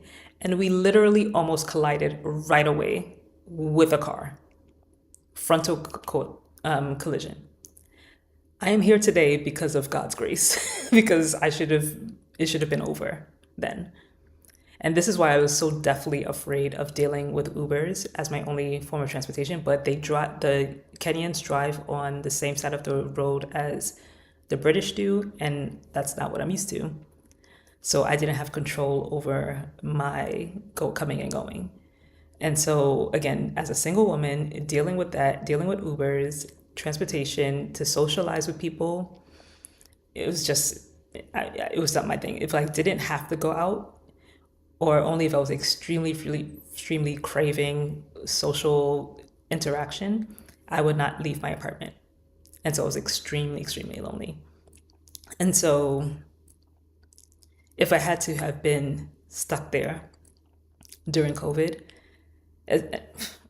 who's coming to see me? Who's coming and going to see me? I mean, I think with the curfew that people weren't even also trying to leave their apartments anyway, but like, as much as I loved my apartment, it was beautiful and everything like that, I would have lost it because I was already always sitting inside my apartment previously. So to just continue with that during COVID, it would have been bad for my mental health. It really would have been bad. As much as I was in a nice area, going for walks outside was like not pleasant because of the air quality and the pollution and the lack of, frankly, actual sidewalks. So for me, going outdoors, like at least if I can go for a walk, even if I'm not interacting with people, is bare minimum, is what I've learned about myself. And I just didn't feel comfortable doing that in my neighborhood, as nice of a neighborhood as it was. So, yeah, once I got back to New York, even though I wasn't happy to be back in the United States, I was very eager to go back abroad. I still was so happy that at least I was surrounded by family and my friends that I knew to be able to deal with that crazy world events that we dealt with for 1.5 years. I can't imagine having to have had to deal with it by myself in Nairobi. So that crazy enough, when I left my apartment that fateful day to go to the UN meeting, that was the last time that I landed in Kenya. That was the last time that I ever stepped foot in Nairobi. I ended up just I ended up bringing all of my stuff with me. I didn't leave anything in my apartment because I would have had to keep paying rent. So I shipped everything out. So yeah, and then I never came back. I hope everybody's doing well there. I really miss my landlord. She was amazing. But when I think back on it, maybe it's better now. I really don't know. And I would need to go visit and, see how things are today than they were before. But I don't feel like I had any ties there. I don't feel like I left anything behind that felt like home, that felt like family. I didn't ever feel like fully integrated into the culture. Again, even despite all the beautiful things I was able to do, like go to great, amazing restaurants, go to amazing cafes, get my eyebrows, hair did, everything done for very, very cheap. That was not enough to make me want to go back and live there.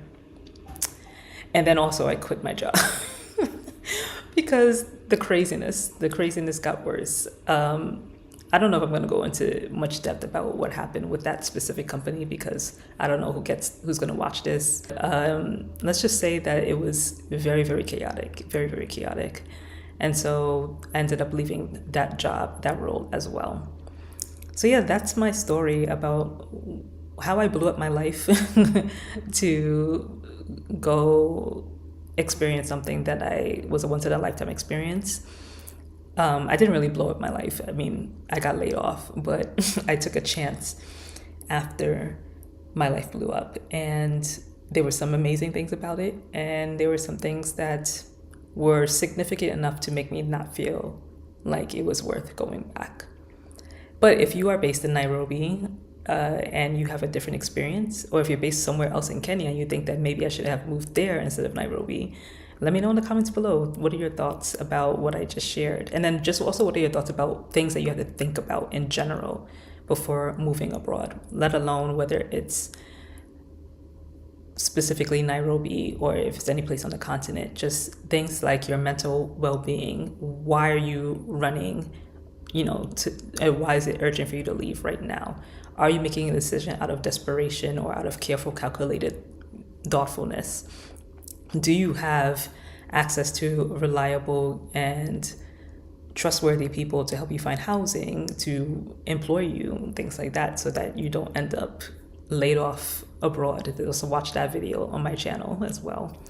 And do you feel like this is some place where you're building a community, where you feel like this is going to be a forever home? Those are things that you have to think about, and tell me where you're at in that process as well in the comments below. Hey y'all, this is a special podcast episode where I'm continuing the conversation around Black women who have been laid off or have been unemployed chronically since 2020. So even though the news has recently reported that this year 300,000 Black women lost jobs and have remained out of the job market for 6 months or more, technically speaking, this has been going on since 2020, since the start of the pandemic, and approximately 500,000 Black women have been affected. Now, if you're familiar with the Blaxit movement or conversations around leaving the United States as a Black person in general, you know that a lot of people are doing it because they feel that they're going to actually experience the American dream outside of the United States. And most of that has to do with financial freedom, with obtaining better job security, better healthcare coverage, and just overall better standard of living across the pond. It can be in the Caribbean, it can be in South America, it can be in Europe. Today, we are going to focus on a Black woman who is based in Europe and who, believe it or not, is still being affected by the layoffs that are happening in the United States. And she's going to explain exactly how and what things you need to consider, even if you're dead set on leaving the United States due to the economy, due to the politics, etc. Knowing that it's not as easy or as simple as you think it's going to be, and it's not as secure either. If you enjoy this episode and you feel that the information has helped you better make decisions about what you're going to do next, make sure you leave a comment below and also like this episode. Send it to as many people as possible, especially any of your friends who are considering a Blaxit this year or in the years to come. Enjoy the episode.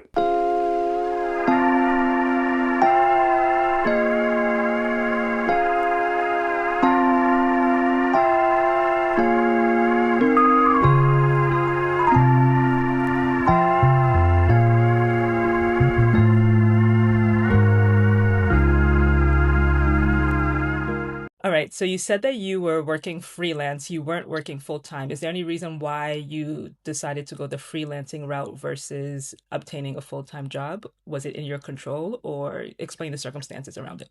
So it wasn't in my control. Before I had taken this job, it was actually told that it was just going to be kind of like a couple of hours a week. It was going to be so like demanding. So I was working with other clients at the time, and so the only way for myself to get employment on this role was to take a contract as a freelancer, and that's essentially what I did. And so once I started working, it was more than full time. It was certainly more than there were hours where I was working daily. I would wake up in the morning, get started on my computer. I would come home from like hanging out with my friends. I'd get right back on my computer. There was a lot of work to be done, but there was no other option of employment that was offered to me aside from you have to be a contractor, you have to be a freelance employee. And so explain to me how that fit into your lifestyle or what changes that you had to make. Like, were you pursuing this job because you had lost a previous full-time job, or have you just been working freelance for a couple of years now and this is one of the options that came up recently? Well, I had been working freelance for some time, but that wasn't, let's say, something that I necessarily wanted to do. I Yeah. had been looking for full-time employment with a company, something that is stable and contributing to a pension, et cetera, et cetera. But it took a long time to find something like that. In fact, I never found anything like that. And so it wasn't necessarily something that I was doing differently, but it was something that I was kind of continuing to do, although I didn't really want to do it. Right. And for how many years were you searching for this full-time job before you landed on this contract instead? 3 years. 3 years. Right, right. Yeah. So I'm assuming around 2021. I think, yeah, correct. 2021. Okay, so that I'm pointing that out because that's specifically around the pandemic, and statistics show that that's when the actual layoffs of Black women started, not just this year. So that's actually Mm, important to note. Okay, cool, cool, cool. mm. All right, so were you working in an industry that you pursued like as a career intentionally, or again, was this like just something as a means for survival or paying for your livelihood? There was some crossover with my interest in what I had studied. Yeah, there was. Are you comfortable saying what that was? What did you pursue? What were you working in the past? Um, Marketing mostly, Hmm. somewhat business development, but mostly in marketing. And yeah, those are kind of like the things in the past that were aligned with this position. Yeah. And this freelance job was remote, correct? So it allowed you to Correct. work anywhere in the world, technically, or anywhere in the United States. Which one was it? Anywhere in the world. Got it. So were you taking this job also to ensure that you can continue your lifestyle abroad? Like which happened first, the pursuit of the job or the pursuit of living abroad and then finding the job afterwards? It was the pursuit of finding a job, because I had been working in the past in like in the education system, Hmm. and that for me was kind of like a means to kind of get abroad because it was like a sort of an easier barrier to entry with visas and things like that. But I had known that that's not something that I wanted to continue my career in, and Hmm. that was not certainly what I was working in when I was in my country of origin. So I had left that behind for various reasons, and so I started looking into work that I had been doing in the past. So like things related to like marketing, essentially. So it was more so an economical means, but I had already been here. Got it, got it. That's also interesting. So finding a visa was easier through the education route rather than through what you already had expertise in and was doing for a couple of years, which was in marketing, correct? Correct. Got it, got it. Okay, that's good to know also. Okay, so now fast forwarding to this job, how long was the contract before this recent layoff or them ending your employment? Well, when I was doing the interview, I was told that the contract was going to be for a full year. So it was going to be until December of 2025. But once I signed the first contract, it was only for 2 months. So it was for last November and last December. And then we had to sign, I was presented another one from January to June, Hmm. and then was presented a third one from June to December. So when you interviewed for the job, they presented it as its full year off the bat, but then it turned out that they were just kind of rolling you over every so often. Correct. Yeah, Okay. correct. Okay. Mhm. Did Mhm. they explain why they changed to that route, or did they just ask you to sign They on multiple times? they they they didn't. I think, and to be fair, I don't actually remember if I was. I don't clearly remember, but there might have been a possibility that they told me that it was the first contract was going to be for 2 months. Yes, actually, they did do that. They told me Okay. that the first contract was going to be for 2 months from November to December of 2024, and then the second contract was going to be from January to December of 2025. Got it. Okay. Okay. So they did it. Okay. All right. So now you're in the job and it's freelance. So they're explaining to you that you're an independent contractor. I'm assuming they also explained to you that under those terms, you were not eligible for full-time employee benefits, unemployment insurance if you were to lose your job, etc. Right? Did they explain all of this to you? They did not know, but I believe Ugh. it was in the contract. And then so now explain the events leading up to you losing the contract. What happened? Was it something in the industry? Was it something eternally? What was explained to you about the reasoning? And how much time, if you can give like an explicit timeline, like 2 months this happened, and then in 1 month this happened, and then 1 week later I was laid off. Um, it was quite fast, to be honest with you, and it was something that was done externally, and that wasn't really had any of my control. I was on the phone with my boss, and she kind of just let me know that they were going to be. It was kind of an external factor, and my assumption is that it was something related to kind of like diversifying or like more focusing more on other parts of business. Mm-hmm. And so um, I was told on a Wednesday, the 15th, and was told that we were going to be laid off either that Friday or the following Friday or at the end of the month. So in total, and so I was told this on the 15th, and then I believe the following week, with the next Wednesday, we were told that yes, indeed, our last day would be the 31st. Mm-hmm. And so in total, I would say I had about 2.5 weeks or about 15 days, something like that, 16 days. Do you remember if your contract mentioned a explicit timeline legally that they were bound to give you if in the event that the contract had to end earlier than expected? I don't remember. I don't recall. No, Hmm. I think it was one of those kind of like at will employments. Like if I wanted to quit one day, I could, and if they wanted to fire me one day, they could. Yeah, yeah. Okay. But no like guarantee that it would be that you would at least be given like a heads up within a certain time frame. I don't want to say because I would need to read the contract, but Sure. I don't remember. I don't believe so. Sure, sure. Okay. What plans do you have in place given now that you have this notice? I think I mean, obviously, I need to kind of get back to the drawing board and figure out Hmm. another ways of employment. I mean, I've heard from a couple of friends that they're doing like simple things that are kind of like training AI, which I don't necessarily want to do. But I mean, the paycheck stopped. That doesn't mean that the bills are going to stop. So I think there's a couple of things that some of my other friends have told me about, like aside from AI training, but more like, oh, you can do this class, or you can teach English here, or you can like, do all these things. So it seems like there's going to be kind of like a gathering of, or a diversifying of kind of like work over the next however long until I can land myself a full time role. Tell me more about the training of the AI jobs. How exact did they do your friends are your friends doing it already and have they explained to you the pay rate or the security around that kind of contractual work? I haven't looked into it too much, but I have one friend that's doing it already, and it's to supplement her income. And she's living here and working here and has been living and working here for quite some time, but she's not, she's also a full time employee, not really making too much money. So she needs to supplement her income. And she says that there are different types of hours and like ranges of hours that you can work. But what she does is, I think she said, I don't remember the amount of hours, but 20 hours a week or something like that. And she gets paid like $500 a month.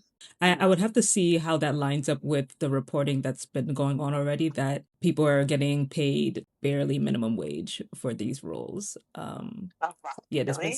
there's been some litigation about exploitation of workers who are doing AI training.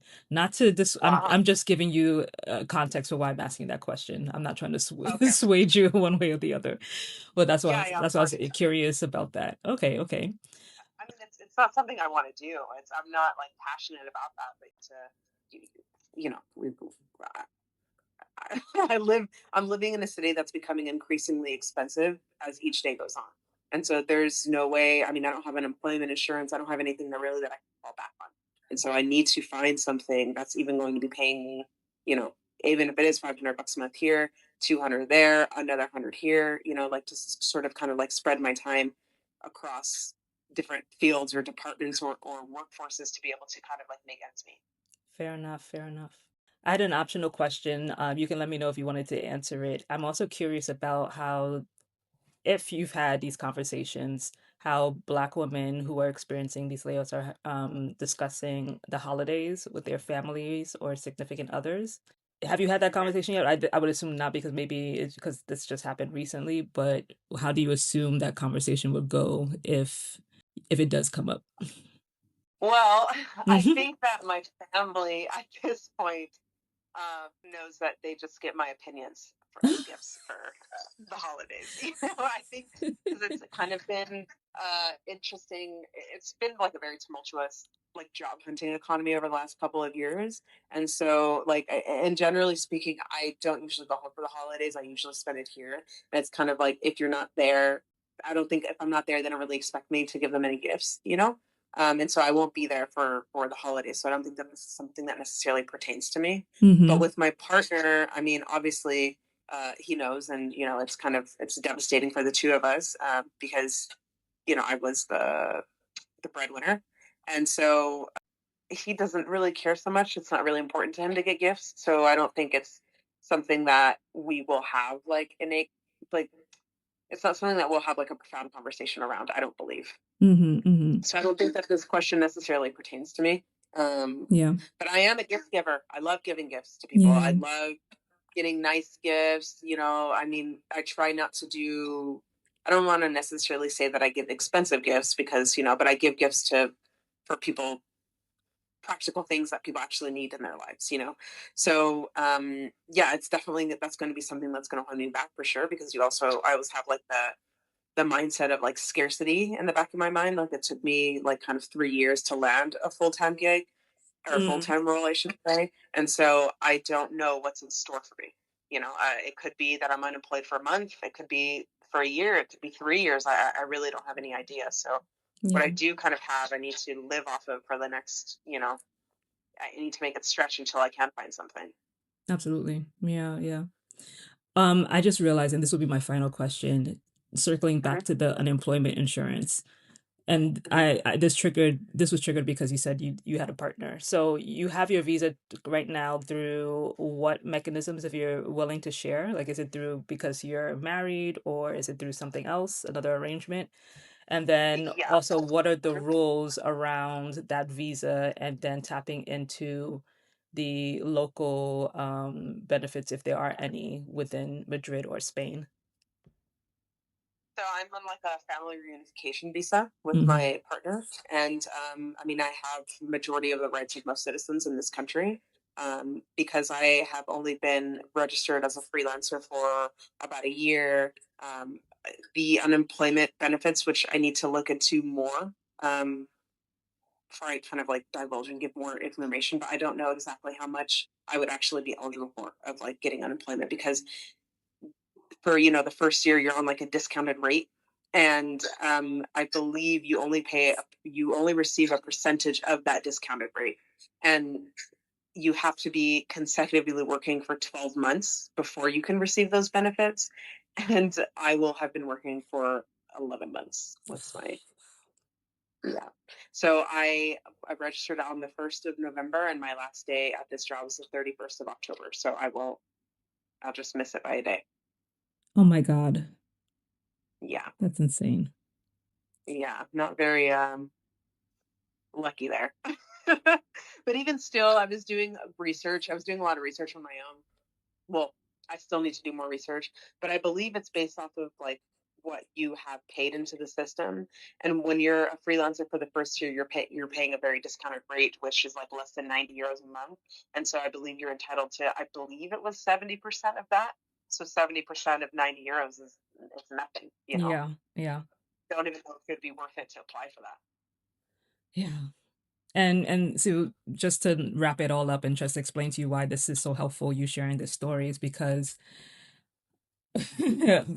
a lot of people are, and I've did reporting on this previously. A lot of people are saying that, hey, if the economy is going down the tank, maybe it's time to really be serious about our Blaxit or about our move out of the United States. That's what a lot of Black Americans are discussing amongst themselves, and including single Black women.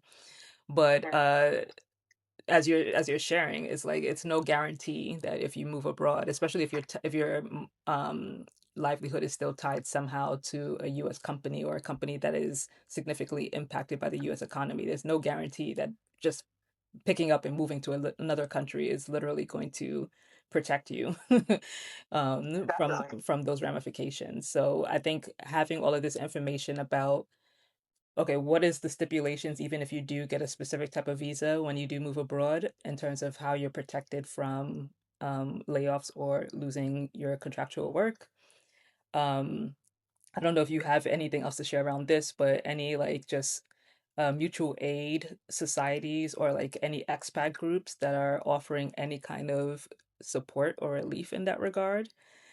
And then just in general, just what jobs, if you are in the process of looking for a visa and you don't have the ability to use it to go through family reunification or a partner, what kind of Mhm. visa is going to allow you to get here and then maybe figure it out later in terms of trying to find a job? I mean, there are like communities out there, like WhatsApp groups and things like that, where you can kind of like go and hang out and like kind of be in community, which I think is very helpful, especially being a person of color in a country where there's not so much positive, I should say, representation of people of color. But as far as like networking groups to kind of like help you find jobs and things like that, I've gone to quite a few networking events, especially in these last couple of years while I was working for full time employment. And I will say that the spaces are quite homogenized.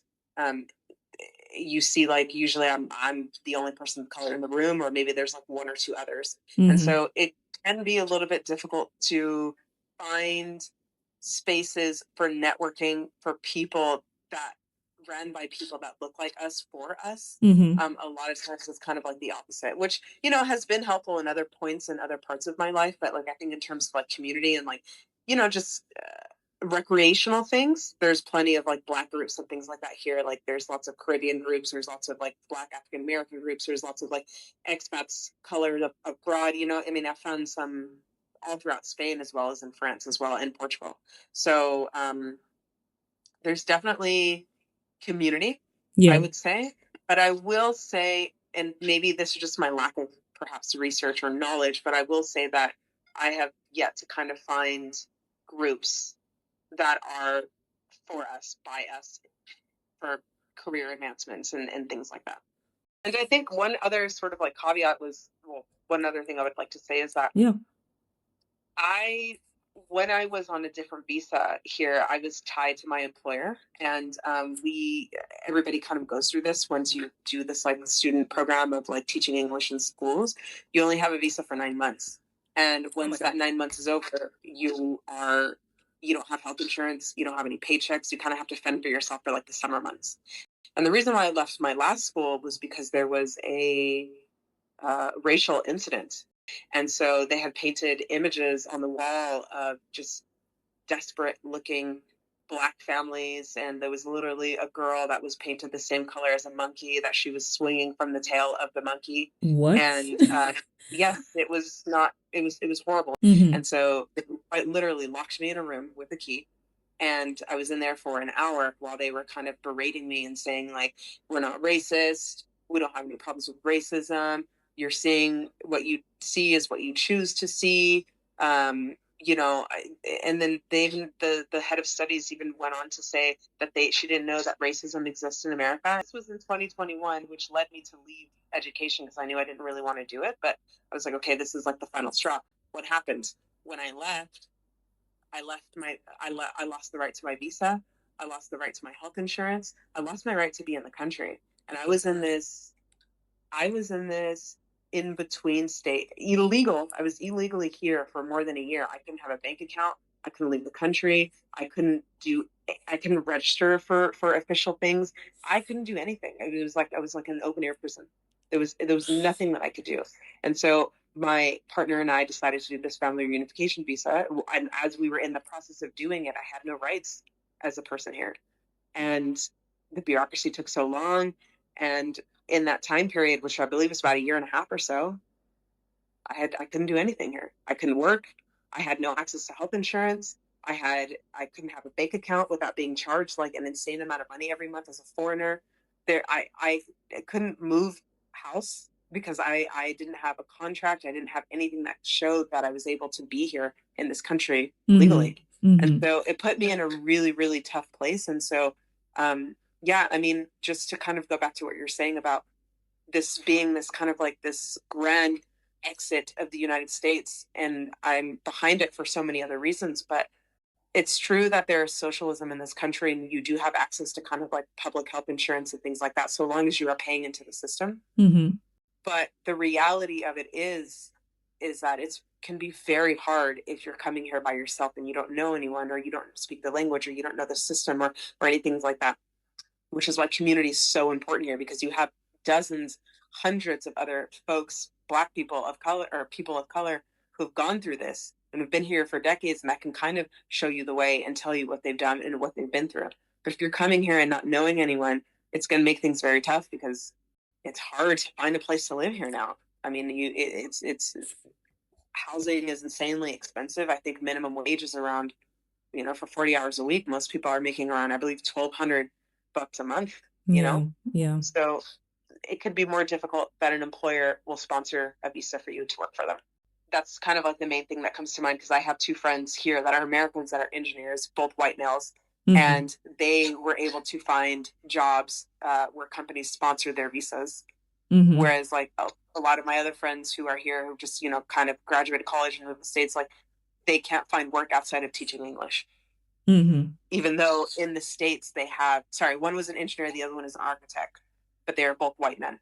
Hmm. And but people, even though people have degrees in the States that are like maybe like, let's say like in math or music or business and things like that, in my circle that I know, I can't, speak for everybody, but I don't have any friends that have been able to find jobs outside of education where their employers will sponsor their visa.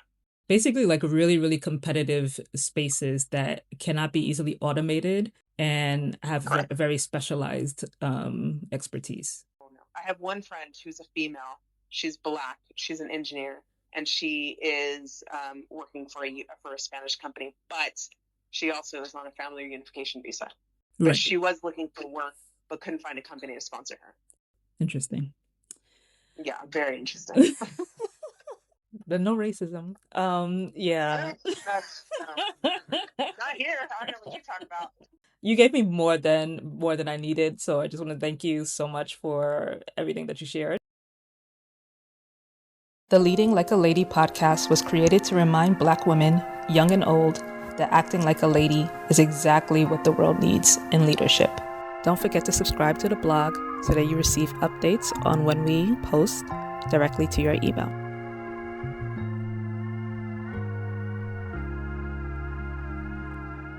When I first left, it was definitely money because I was like, yeah, I'm not about having to like struggle since I first left to now I've, gotten a little older and smarter. My priorities have kind of changed. So I'm not really the same person who I was.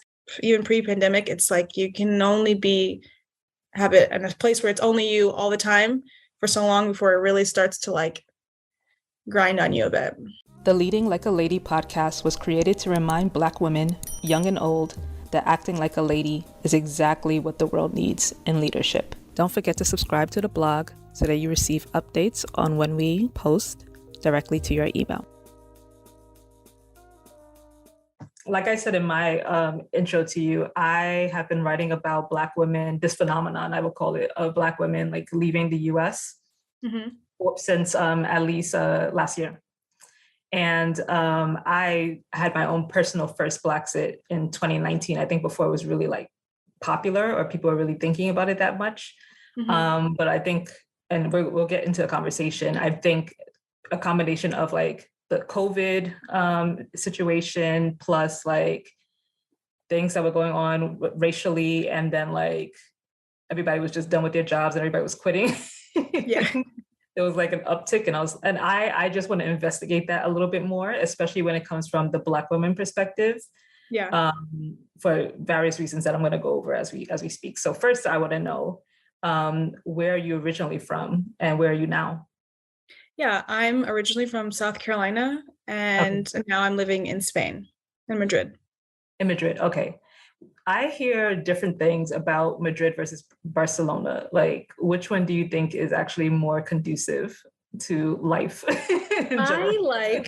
I love Madrid. I think Barcelona is so like overrated because people are like, well, it's so nice. It's got like the beach, but I'm like, it's like how New York City has a beach. It's like technically there is water that meets land and sea, but like you don't that's not a beach you want to go into. I'm like, that's no one who's coming to Spain. If you're going to Spain to go to the beaches, you're not going to Barcelona. You're going to like the south. Like there's so many nice beaches, and that is not it. And I'm like, you guys, no.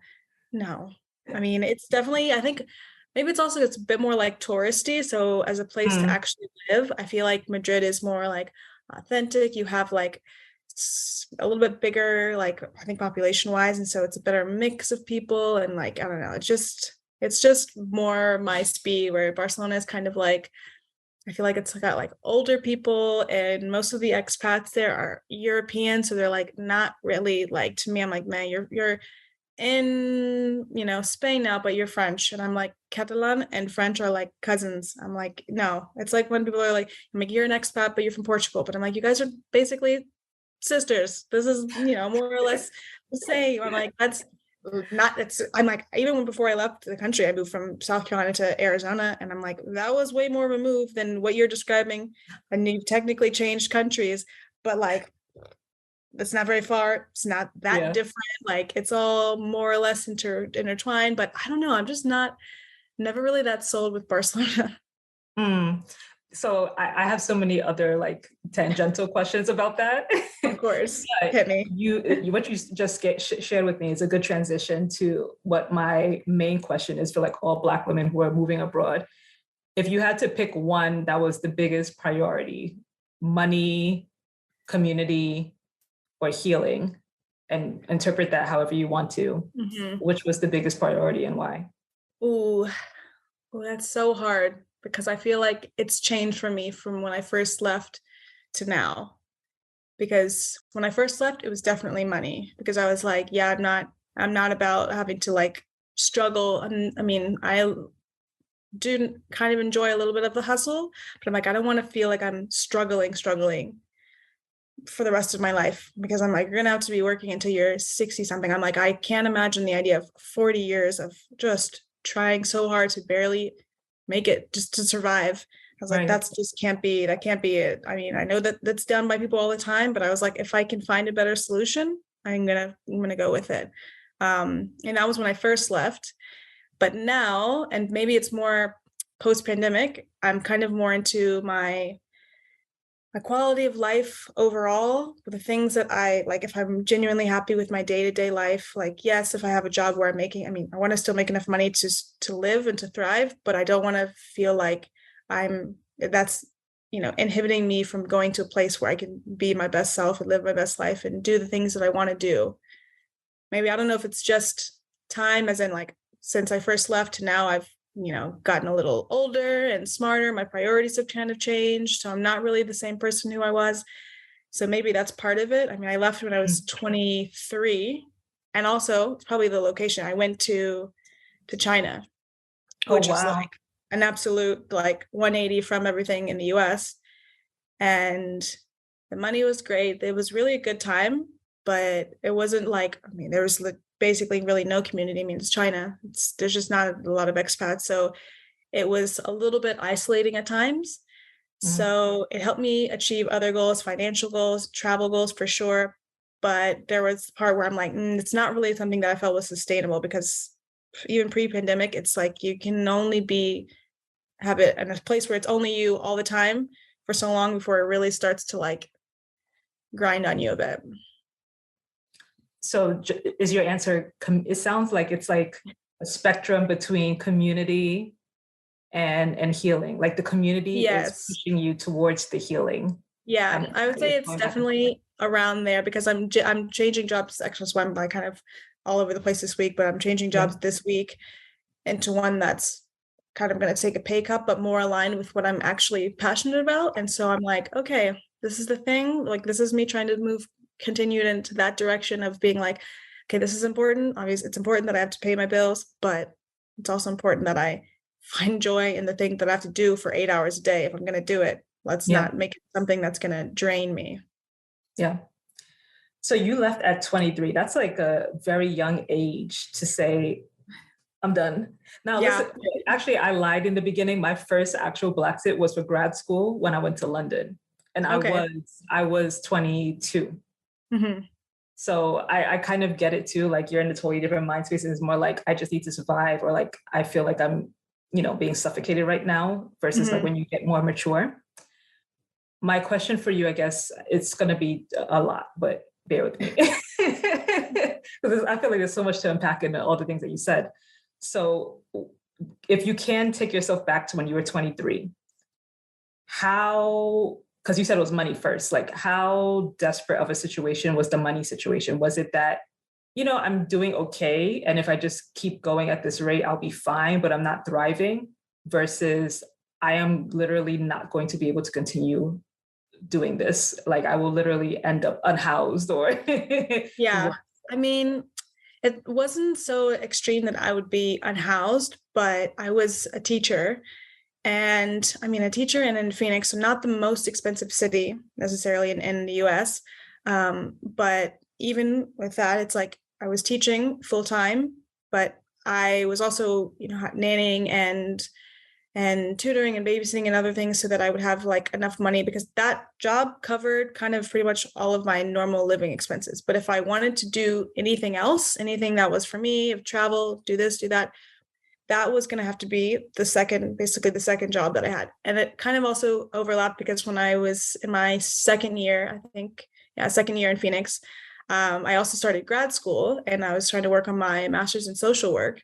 And I mean, masters in the US are so, I mean, everything, universities, is all of them, it's so expensive, that I was like, they were like, oh, you have 6 years to finish this. And I'm like thinking, I hope that I can like get enough money to try to have to pay for this in 6 years without going into debt, because I was like, I really don't want to go into debt, because I mean, there's certainly some professions that pay themselves back, but social work, I wasn't really anticipating being like, okay, I'll make so much money, be able to pay off all of this debt that I have. And I'm really was just also trying to avoid extra debt if I can, because it's America and they'll like get it from you no matter if you're alive or dead. So I was like, if I can manage it, I want to try to avoid that. So I'm going slowly, but I was like, now I'm working also giving it to that, which means now my other part of wanting to do things that are fun, that are enjoyable, I can't afford to do those things. And it's like, this is not going to be, I mean, and I was there when I was, my 20s, my early 20s. I was like, it's such a fun place to live. There's so many things to see and do, but I felt like I couldn't necessarily enjoy all of it because I couldn't afford to do it. I mean, I literally couldn't afford to do it. And I was like, I don't want to be, what's the point of being in a cool place and you can't leave your house? You can't go anywhere, can't do anything. It's just a bit of a, I don't know, bummer. The cool place being Arizona. Yeah, yeah, yeah. Wow. Okay. So it was, I can't do cool things. Well, not that I can't do cool things. I'll put it in a little bit more sophisticated terminology, and that I I can't really, I'm working to live rather Yeah, living while working kind of right. thing. And you found that out pretty quickly, like almost Yeah. immediately after graduating like college. Yeah. What would you say, what would, if you were to advise a Black young woman who just graduated right now? And I don't know, I mean, we're different generationally, but maybe there's some commonalities that maybe that your Mhm. advice would still be able to help.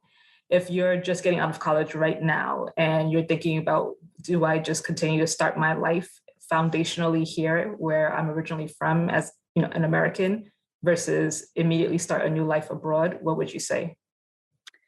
I think I think it is about, I mean, I would ask that person and, have a conversation about what do you view as your like skill sets, the things that you want to do, because it's like, I mean, as great as it is to go abroad, it's difficult to just go abroad. Like you need a plan. Or, if you want to live there and work there, you need a plan. Maybe you need a visa or, I'm a pretty organized, like type A person. So for me, it's easy for me to think about the things that I need to live and work in a place, to research opportunities and jobs and things.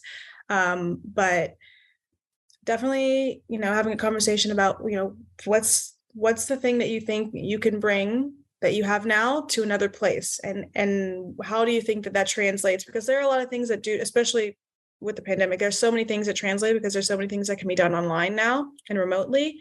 So I'm like, my idea is, what can you do? And then do you either feel comfortable doing that with or without kind of a safety net? Because I think if you are ready to do it and you don't have much of a safety net, you can pretty much go and you got to get a chance to see what you're made of.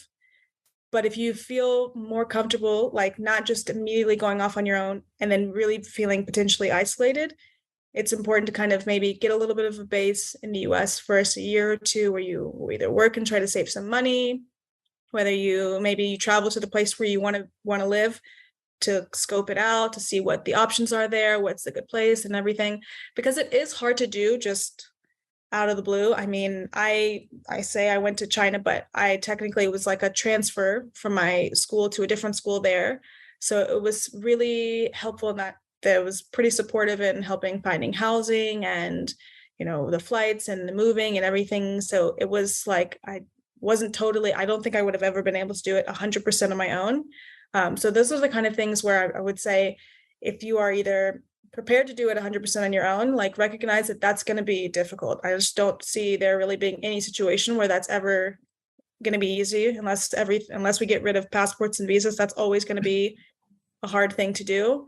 And even if you did that, moving across a continent, moving across the ocean it's a hard thing to do. I mean, it costs money, it's a lot of logistics, and as long as she is prepared to either do that on her own, then she can, get started on that process immediately. If she's ready to, if she prefers to kind of have a bit more support, then maybe stay a little longer, work in the US, do some research, see if maybe like she has some connections, someone who knows someone who knows someone who's worked in that place, and they can kind of help you figure out the best way to get there and those kind of things. Because I mean, it's really daunting to do that kind of thing and be genuinely alone, because it is, I mean, it's like I said, it's really can be isolating sometimes. Yeah, and this is me now going into like the super hella philosophical mindset about these things versus maybe the more like tactical, like this is A, B, and C, like the steps to take. But I think you kind of like laid out the steps, right? But now let's Mhm. just talk about like, you know, the spiritualness behind it, right? Mhm. Because I can imagine 23-year-old me hearing you say this like back then. And then also any young person listening now saying like, well, there's a lot that's happening right now where I am, and I don't think I can take it anymore, like Mhm. mentally and like spiritually. For you, like, how do I phrase this in a very concrete way? But it's like, do you think that there's something to the idea of Black women leaving being more out of like a mass refugee exodus kind of thing versus like just like it's a nice to have because I just would like to feel a little bit more comfortable versus like, oh, no, this is a matter of like life or death for me. Mhm. I mean, I do think that's a valid thing. I think it's, for a lot of us, it is a matter of, life and death. It's a matter of safety. I mean, for sure, when I think about the fact that I would pretty much never go back to living in the US, a lot of the things are those kind of things. I mean, I'm now living in Spain with my partner and we're discussing like family stuff and everything. And I'm like, I have a Spanish teacher and I was trying to explain to her like the differences between Spain and the US and healthcare. And I'm like, women, especially women of color in the US who are mothers or about to be mothers, it is really tough times out there. And it's kind of like not a lot you can do, because I gave her the example of how, Serena Williams had so many complications with her birth. And I'm like, and she is rich and famous, can definitely get the best doctors, and they still aren't listening to her. She's still not getting the care that she needs. And I'm like, I don't want that for myself, because I care about my life. I want to be in a place where I feel safe, where I feel like Yeah. I'm comfortable. And then, then you take a look at everything that happens after that, where, let's say I have a son. I'm like, I don't want to be genuinely afraid about saying goodbye to my child. And then thinking like, even if he wasn't a brown boy, even if he was, it's like schools aren't that safe.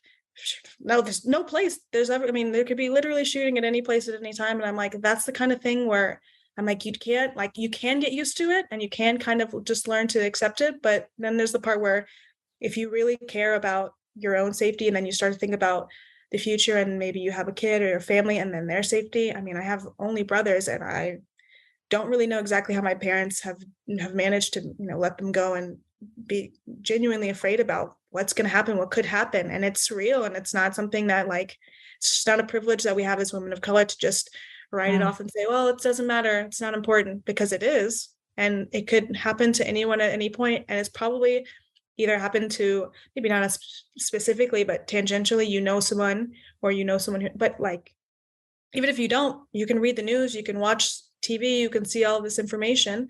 And so I think it is part of it is like kind of like as a refugee of trying to find a place where you can safely be you and not have to worry about things that are like, there's enough things to worry about, in life beyond those things. And if you can just take that off the table and stick to like normal stuff, normal kid things you have to worry about when you have a kid, not the things that are like potential police violence or other like those are things that are extra. You already have to worry about your kid hurting themselves, falling off their bike. That's normal. But I just don't want to have to add the stress of, because I'm like, I'm a person who kind of already deals with anxiety. And I'm like, I can't imagine adding to that with just the lifelong stress of never knowing if it's going to be the last time that you say goodbye and I love you to people. That's just like, that's like a trauma that I don't ever really want to, I also don't want to pass it on to my own kids. I can't imagine now that they have to deal with that. I mean, I'm already going to have to explain a lot of these things to them as a kid, because that's just what it's just how this works. But explaining it and then knowing that maybe at least we're in a place where it's significantly less likely to actually be in that situation takes a lot of the stress off of me. It'll take a lot of the stress off of them. It's just, I think it is, it is nice to have, but it's for sure an exodus that we are, we're recognizing. And also I think it's the access that women of color, like you said, generation, like I think about my own mom, my grandparents, my grandmothers did not have these options. There were not options to just, I mean, one of my grandfathers, she was married to my grandfather when she was like 17, 18, and that's it. She was just a wife. I mean, not just a wife, but she was a wife and she raised the kids. And so there wasn't even, she didn't have the option. Yeah. And I'm like, well, I do. So I'm going to take the option. I'm going to try to go and see what I can make. That's going to be a better option for myself, for my future family, and see how to manage that. I mean, I haven't not really achieved that status yet, but I'm working on it. So making my way there eventually. That was just like beautifully said, in terms of like wanting to make sure that you only have the normal worries of life. And that there was a what do you call it? A journal article I was reading, and I forgot what they called it. They called it a specific type of stress that like minorities deal with. I think it's like discriminatory stress or something like that, like compounded with just like the normal everyday anxieties of life. It's just like no one can cope. So thank you for sharing that. So you say you're not where you want to be yet, even though you are at least you're in a country that you believe that it's possible to get there, right? What are some of the things that are in the way, and what are some of the things that are just like, it's just because this is the normal process and the steps that you have to take to wait it out until it happens? Yeah. I mean, I think part of it is that I'm at this point, I'm like, I'm 28, so I still have a lot of time to grow, to change, to see where the world takes me. But I think I'm like slowly taking steps in the right direction. As I said, I'm changing jobs this week, and so I'm going from one where I've been teaching since I graduated, to working in travel. And it's kind of the Oh. thing, like it's sort of the other thing that I'm passionate about. And it's also remote, so it's going to kind of give me a lot more flexibility, a lot more Mm. just options within Spain. And I think that's going to help because I think I've kind of, I mean, I do still love teaching, and maybe I'll go back someday, but it's just sort of run its course. I think with the pandemic, especially of the added stress of things just not being the way they used to. I didn't, even though I wasn't, feeling like I was having enough, money to survive it or to thrive like I wanted to in the US. I still really loved it. I still really love teaching. I found a lot of joy in it. Same in China, but I haven't really felt that way teaching for the last like 2.5 years or so in Spain. Mm. And so I'm feeling that, okay, if I change this, this will be a one step kind of in that right direction of feeling like now feels more like a home, more of a place of permanence, a place where I can really like begin to start to build my life. Okay. So it's more just Yeah. like, oh, I just want a new passion. It's not like, oh no, there's something severely in the way right now of me getting to where I need to go. So like, no, I'm just bored with, no, I'm not bored, Yeah. but I'm just moving on to something new. Okay, that's good to know. Yeah. That's good to know. So I also do videos, and I've been putting together this series around like what type of countries are most ideal for Black women, Hmm. without using too many political terms, because I don't know like what everybody's like level of interest or understanding is of that. Hmm. My I know for a fact that Spain is in the top 15. I think it's actually in the top five choices in general Hmm. for expats coming from the United States, and also is in the top list for some issues that Black women face in countries like the US, and Hmm. don't realize that is a possibility of it happening as well in this country. Everyone has their own anecdotal like differences, I understand, but maybe if you can explain to me how this sounds to you, like, or what would be your reaction when you hear me say some of these facts. So for example, in Spain, there's actually a higher chance of housing discrimination for, and this includes Americans, for Black people versus any other race. So maybe just stop with that and just like, what was your experience personally with finding housing in Spain and settling in? Hmm. Yeah, I think that doesn't really surprise me that much. I mean, the thing about Spain, or at least Madrid, I guess I'll speak mostly on Madrid, because this is where I've lived.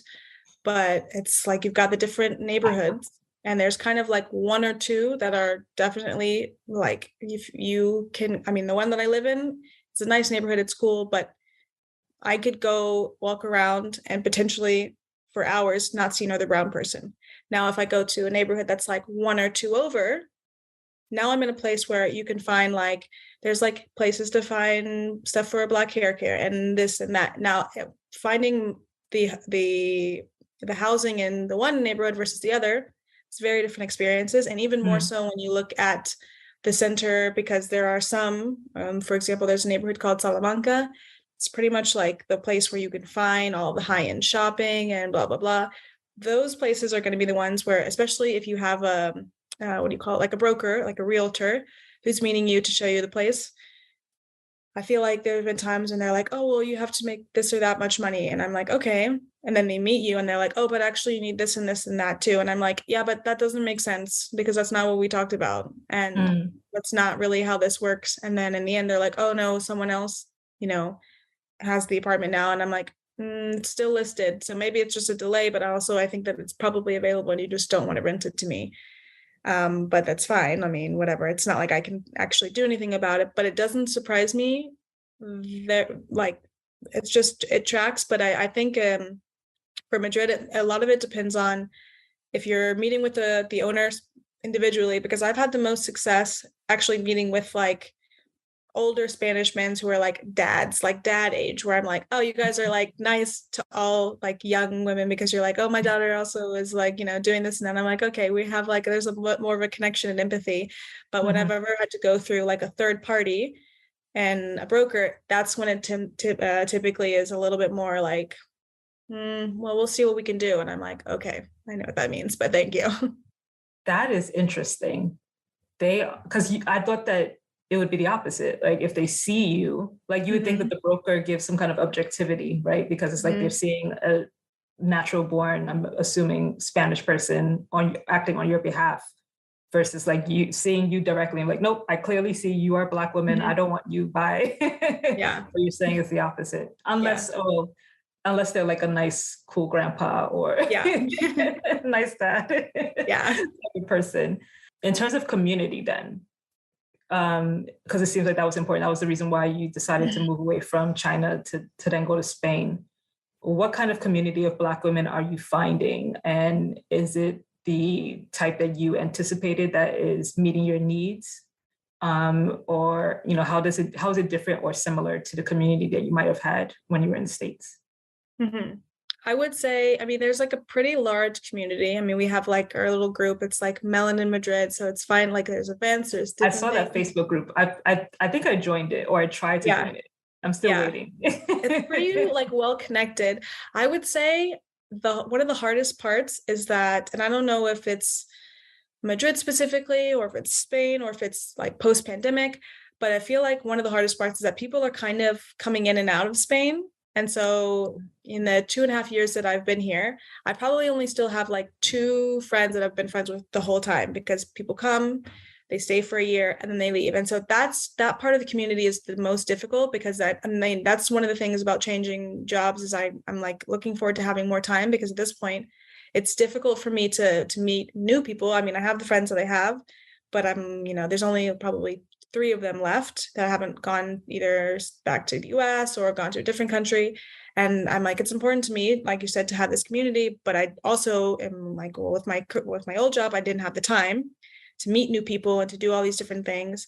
But it's the community that I feel like is already here is really it's strong. It's kind of more open-ended where it's not necessarily all Black women. It's a lot of just like women of color in general, and a lot of them from the US where we kind of commiserate about our struggles and what's going well for us, what's hard. And I think that's nice because I love my boyfriend to death, but the thing about Spain and Spanish people is it's like you just don't have the same struggles. And so I can kind of vent to them to be like, I have been looking and trying to find someone to braid my hair for like 6 months, and it's so hard. And the thing is, like, it's a thing where I can't really complain about it because it's not something I need. I can survive without it, but I'm like, but then I have to do my own hair every day. And I'm like, ugh, I'm already tired of it. I'm like, it's only been 1 month and I'm tired and I don't want to do it anymore. So I want to pay someone to help me and do it for me so I can relax for a little bit.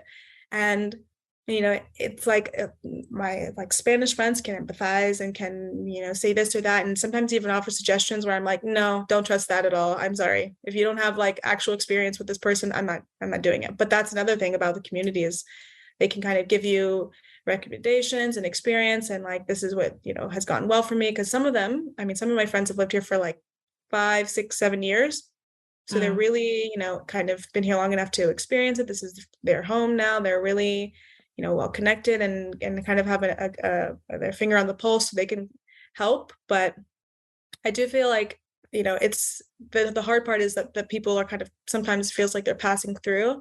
So if you're not passing through, it can be a little bit difficult because you're friends with someone and then 6 months later they're gone and you're like Wow. not going to really be able to spend a lot of time with them. So your partner's Mhm. Spanish. He's Yeah. like Spanish born. Okay. Yes. Tell me about that quickly, and then we'll go back. If you Yeah. don't, I mean, like, how did you meet? And then mhm. also, what's your thoughts about dating as a Black woman, and in terms of your options and your choices, like Mhm. in the US versus now? Yeah. For sure. Well, I will say first that I want to emphasize that like I came to Spain from China. So I was just like excited about there being any options because it was like one was like a little puddle and then one is like a real pond. And I was like, yes, can't wait.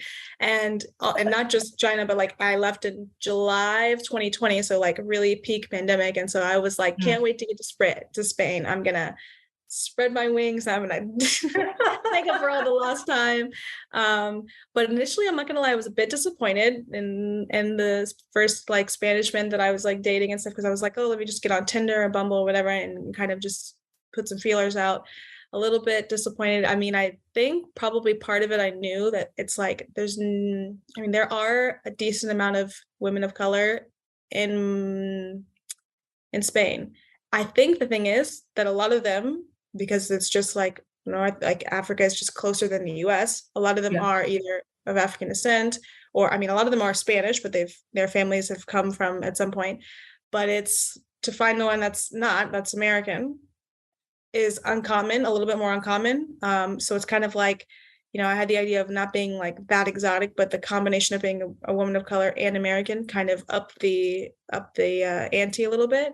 Mm. Um, which I didn't love in the beginning because I was like, I don't know. I think maybe it was also part of it was my expectations about what my experience was going to be like, and then that kind of changed a little bit as things went on. Um, but I think I mean I met my current partner on Tinder too, and it was actually somewhat ironically after I was like had like just a real rough run, and I was like, you know what, maybe I'll just take a break, and I was like, let's just do one more date, and then I'm gonna just let it go, and then that was the last one, and then here we are. But I'm like, Wow. it was it was like definitely a rough go for a while because I don't know. I think also maybe that's I was at as you get older you have a little bit less patience for some things. So you're like not really entertained with someone wanting to just like talk to you, like to meet you to have a conversation about things that you don't really want to have a conversation about. Or maybe it's like I don't know, you can only learn so much from people when you're trying to, set up dates and things with the apps because you're texting a little bit, but it's just better to meet. And then you meet, and then you're like, oof, this isn't what I thought it was going to be. And that happened to me so many times. And I think I learned a lot about young people in Spain because I just assumed that, because it's kind of I mean, it's not a universal phenomenon, but a lot of, like young people in the US are more liberal, they're more open minded. And I found that sometimes it's not really the case necessarily always in Spain, where Mm. they would say things that I'd be like, but that's just like literally not correct. Like, it's not like a personal opinion of mine. This isn't like politics. This is just me being like, you're having a whole thing about how different one region in Spain is versus the other. And then you're trying to explain to me that North and South, there is no North and South America. It's just America and it's just one place. And I'm like, nope, that's not like me. That's everybody decided that collectively. And here we are. Like, you're the only one who thinks that. You're trying to convince me. And I'm like, bye, I'm done with this conversation. But yeah, so I think I learned a lot. I think I got like maybe that's why I mean my partner isn't and guy isn't like some far right person. He's like a pretty, open minded, but even with him, it's I can see sometimes when, it's things with his family where we have a trip planned to Colombia and they're like, is that safe? Is that okay? And I'm like, it's fine. I mean, we're not gonna Mhm. go do dangerous things. We're gonna do normal people things, but people go We're there not all the gonna be time. part of a drug cartel.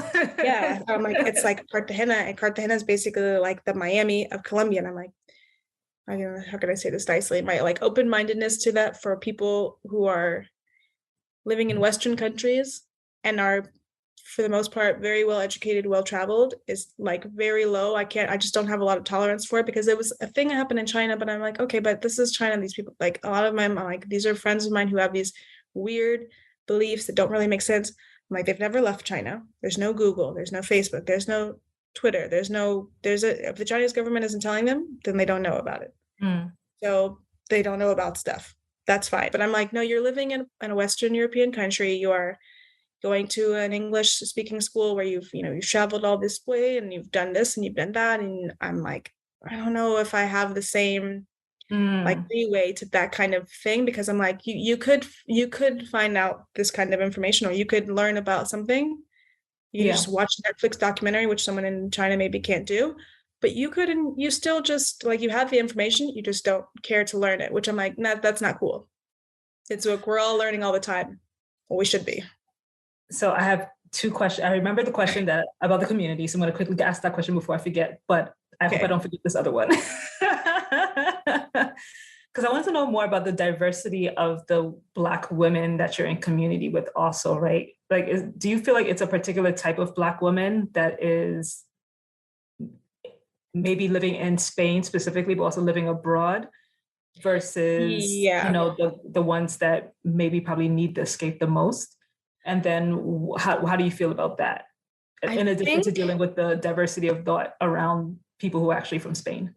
yeah, I think it's like we're all very similar in a lot of ways. And I'm sure some of that is just because if you know, are prepared to move abroad to any place, that group is already going to pare down the women of color down to this group, and then now, you know, the ones who are comfortable moving to Spain down to another group. So I think that there's a lot of like overlap in our like backgrounds and experience. I mean, I think pretty much all of us, even before moving to Spain, are pretty well traveled. You have some experience living even just temporarily, and maybe a study abroad or something like that in another country, and then went back to the US and kind of realized that we weren't really happy or content with the life that we had there. We wanted to return. Um, but I think it's true that there's a lot of similarities, but there's also a lot of differences. Like I said, they're not all Black women. I would say probably my closest is an American, but she's Mexican American. So we have like a lot of shared experiences, but also a lot of different ones because she's a first generation Mexican American. So she's got these different things about the way that she's grown up. We're also from different places. She's from Michigan, so it's a very, you know, it's pretty far away from South Carolina, and in terms of like culture and everything. But it is interesting to see kind of how we do overlap, and that, you know, we actually both happened to didn't know each other but lived in Phoenix at the same time, and kind of both kind of saw that as an opportunity of like that was the first sort of big move within the US, but you know, Phoenix is pretty far from Michigan and it's far from South Carolina. So it's like, you know, a little trial run of you're far, you're on your own, you move on your own, you're away from your family, but you can still like you're still within the US, so you don't have to worry. Before making a bigger move, she came, I mean, I went to China first, but she came straight here and has been here since. Mm. But I think there's like I said, there's a lot of overlap, but there's also a lot of differences. I mean, I think the differences, though, I would just chalk that up to the fact that the US is such a huge place that kind of probably a fair representation of women of color across the US, but it's just smaller number here. So it seems like it's more diverse, but it's just more that like there you might have 50 women and they'll have 5 in each group. Here, there's only 10 women, so there's only 1 in each group, but they're all like still at the core have a lot of the shared experiences. And you all feel pretty like supported, like you feel like these are people that you can trust, almost like, I don't want to be exact, like, what do you call it? Like hyperbolic. That's like, what's the word? But like, these are people that you can see yourself, if they were to be the ones that committed to Spain, like you can see yourself growing old and this is like your people. Like you feel that level of trust with them. Okay. Yeah, absolutely. That's good to know. That's good to know. Now, going back to the other question about like the diversity of thought with people in Spain, then why Spain? Why not, or why even a Western country? Why not an African country? Why not a predominantly indigenous country? What was your thinking about that, behind that? Because I just wasn't prepared to move to a place and not have a way to make a living and a way to, you know, keep, you know, survive and take care of myself. But I think one thing that's like was a thought and passing, and in terms of going to somewhere more indigenous or with more people of color, is sometimes it's because maybe it's after China, I'm not as familiar, I'm a little bit hesitant to just try to start over there. And that, you know, I think about there's some things that are different and could be good. You know, there's a lot more communal aspects. There's a lot of things that are more like holistic and working on, you know, people in general. It's not necessarily as that a lot of them don't have that hustle culture where you don't have to worry about like having to go all the time and who can just climb the ladder and yada yada. But at the same time, there are other parts of it where I'm like, sometimes when it's more traditional, it's more traditional in ways that you don't necessarily also want for yourself. And I think I like to think I'm like a pretty like modern woman, and I know what I want and I know what kind of freedoms and options I want. And I'm not totally sold that I will maybe have all of those options and freedoms if I go to one place versus the other. And for example, with Western Europe, I'm like, okay, I know that I don't have to, worry about a lot of things because in that way, it's similar to the US where it's Europe. You have the money to make these choices. I mean, as long as you can afford to do the thing you want to do, you can typically do it. But I don't like that wasn't always the case, for example, in China. And I was like, I definitely don't think that that's what I want again, because it feels like a step back. I'm like, I would like to get away from that. And if that means it has to be a little bit more individualistic, then I'm willing to kind of sacrifice a little bit over here for a little bit more over there. And I think Mhm. also with family stuff, because I mean, I'm 28, but it's not old. And yet it's like in China, they were like all concerned about me. And I moved there when I was 23 and they were like, are you going to be okay? Like, are you going to die alone? Is this going to be the end? And I'm like, you're so far away from your family, like all these things. And I'm like, those things are all important. Yes. I mean, I do like miss my family sometimes, but also I'm like, I don't feel like I need to be in the same place as them to feel like we are not connected. Like we still have the same things that we've always had. We just, especially these days. So, I want to not feel bad about the choices that I'm making because I think Mhm. that it's fair that it's my choice. And so if I decide that this is what I want and this is what's Mhm. okay for me and my parents have accepted that a long time ago, then it's okay for me. And I just don't want to be made to feel bad about it. That's for sure.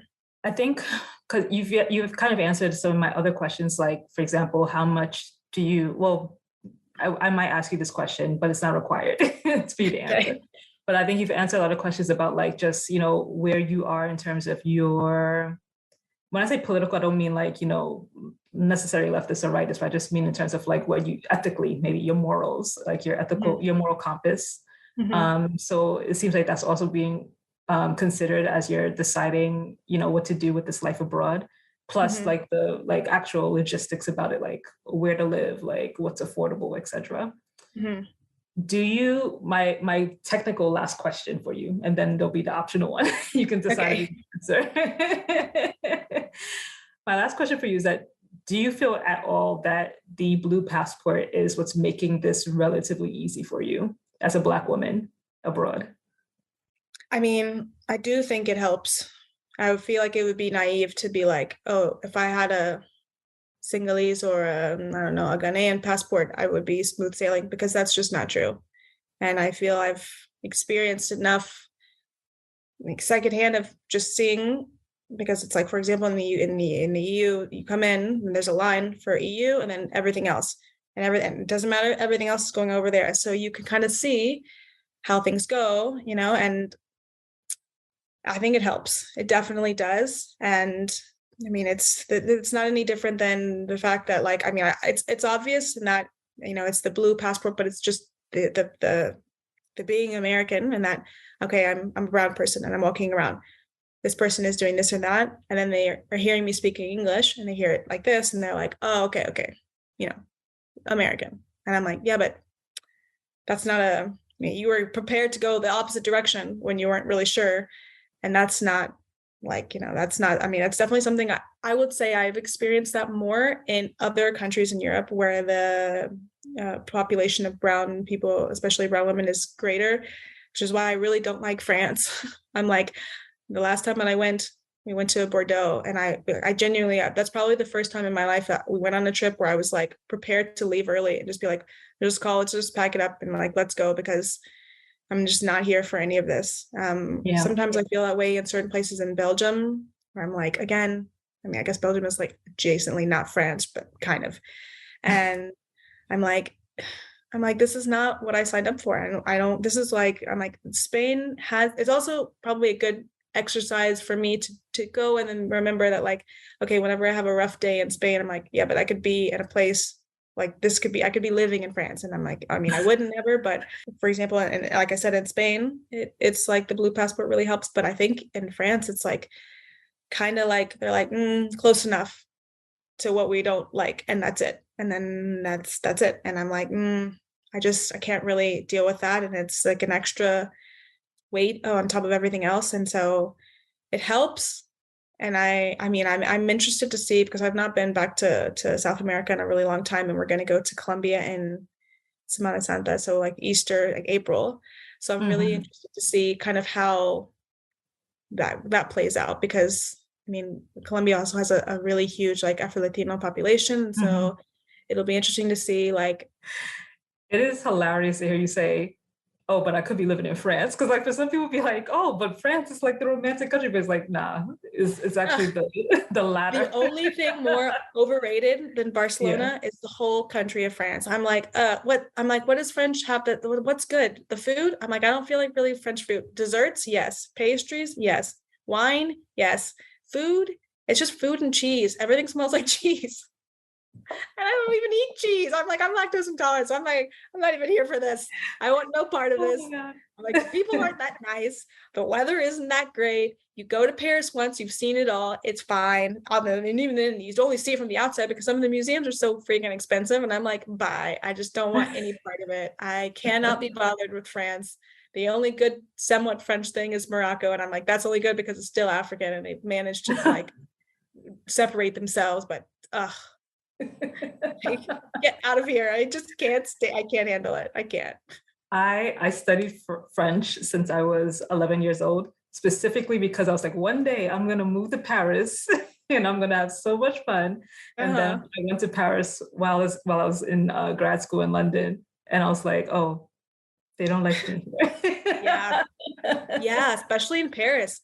It's like kind of almost jarring to like have this romanticized, idea of this place and then you get there and you're like, no one really wants me to be here. There's a lot going on in terms of politics and I understand that, but I'm like, but you're just like being unkind because you can and because you just don't you just feel like it. And I'm like, Mm, yeah, I don't want to be in a place where I'm like, if you don't want me to be here, then I'll go somewhere else where that's pretty much, especially in Europe, I'm like, everything's basically the same, kind of look a little similar, and they're yeah. like more or less the same. And I'm like, yeah, it's And fine. they have cobblestone streets. Yes, cobblestone. They're like, this food is different from that one. And I'm like, the difference between like paella and risotto. And I'm like, one's just more wet than the other, but they're both rice.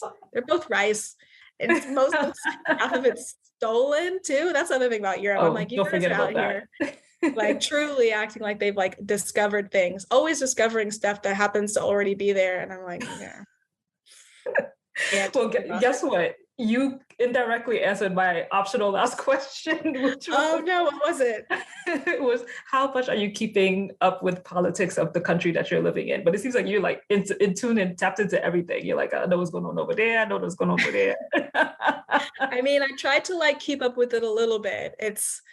I mean, I'm trying to keep up with it at least now with Spain because they're having like elections in the next year. I mean, I'm not Mhm. gonna be able to vote or anything, but they're having like, I feel like some of my Spanish friends are concerned because people who are look like they might be coming into power are like a little more right than anyone's really comfortable with. And I'm like, it's not great. It's probably not gonna be great for for me, for other people, but I don't know. I love Spain. I love Madrid. I love Europe, but I think I have to like get out of Europe at least once every like 6 months because it's just, I mean, it's a lot of the same stuff.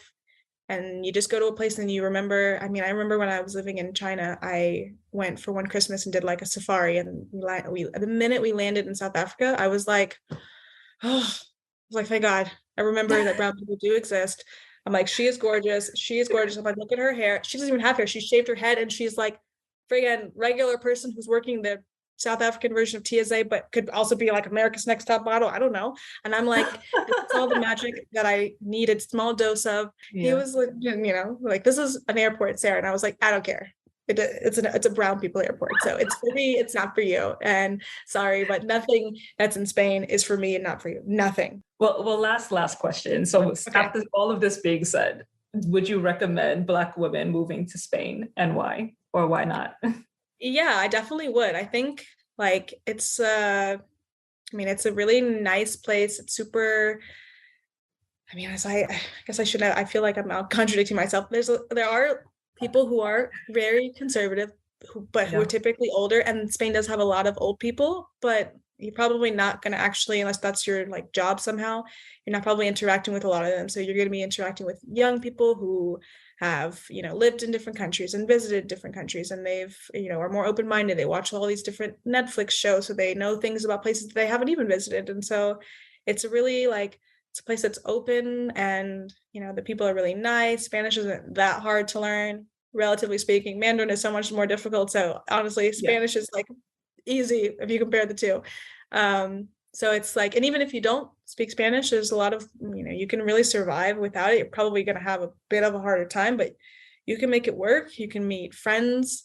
You can meet, both local friends and also friends from the US, but, you can also definitely find people from other countries, because there's a lot of, immigrants, but from other places in Europe, who are coming to live and work here, and a lot of young people, especially in Madrid. Madrid is nice because it's got a ton of young people. So it's like a hub for people, mid-20s, mid-30s, who are doing things, who are professionals, but also still trying to do other things outside of work. It's definitely also for people who are, not wanting to feel the pressure of having to be like, most of my friends are either my age or younger and have at least one kid, if not like two, or are on the path of getting two kids and married. And so if you feel like you're, don't want that pressure, if you want to just live your life, maybe you get there when you get there, whenever you want to get there, but you don't want to have to be stressed about it happening like on the American timeline, which is like friggin' 21, 22. Spain is a great place, because these yahoos aren't trying to get married until they're like 35, 40. And I'm like, okay, that's too long. Let's try the middle place between those two. It's a 20-year gap. Let's be in the middle. But anyway, yeah, I would definitely say, 10 out of 10 would recommend. There's a lot of things to see and do. And it's honestly such a big place. Like, it doesn't, Spain, so it's not the biggest country, but it's big enough where you can find very different places. It's a good mix, and I think it's like an ideal mix, especially for people who are kind of just starting out the abroad journey. Yeah, yeah. I've only been to the south so far, and I was supposed to go to Galicia. Would you Mm-hmm. recommend it? Yeah, it's super nice. Okay. It's like, it's so crazy because you're gonna get there and it's gonna be so different than the south, because it's like really green, and like so there's mountains, and there's more like, it's Nice. cool and more like kind of outdoorsy. But Spain has got a lot, to offer in that respect. Thank you so much, Sarah. Like, you gave Of me a course. lot of gems, like a Of lot. course. Don't forget to subscribe to the blog so that you receive updates on when we post directly to your email.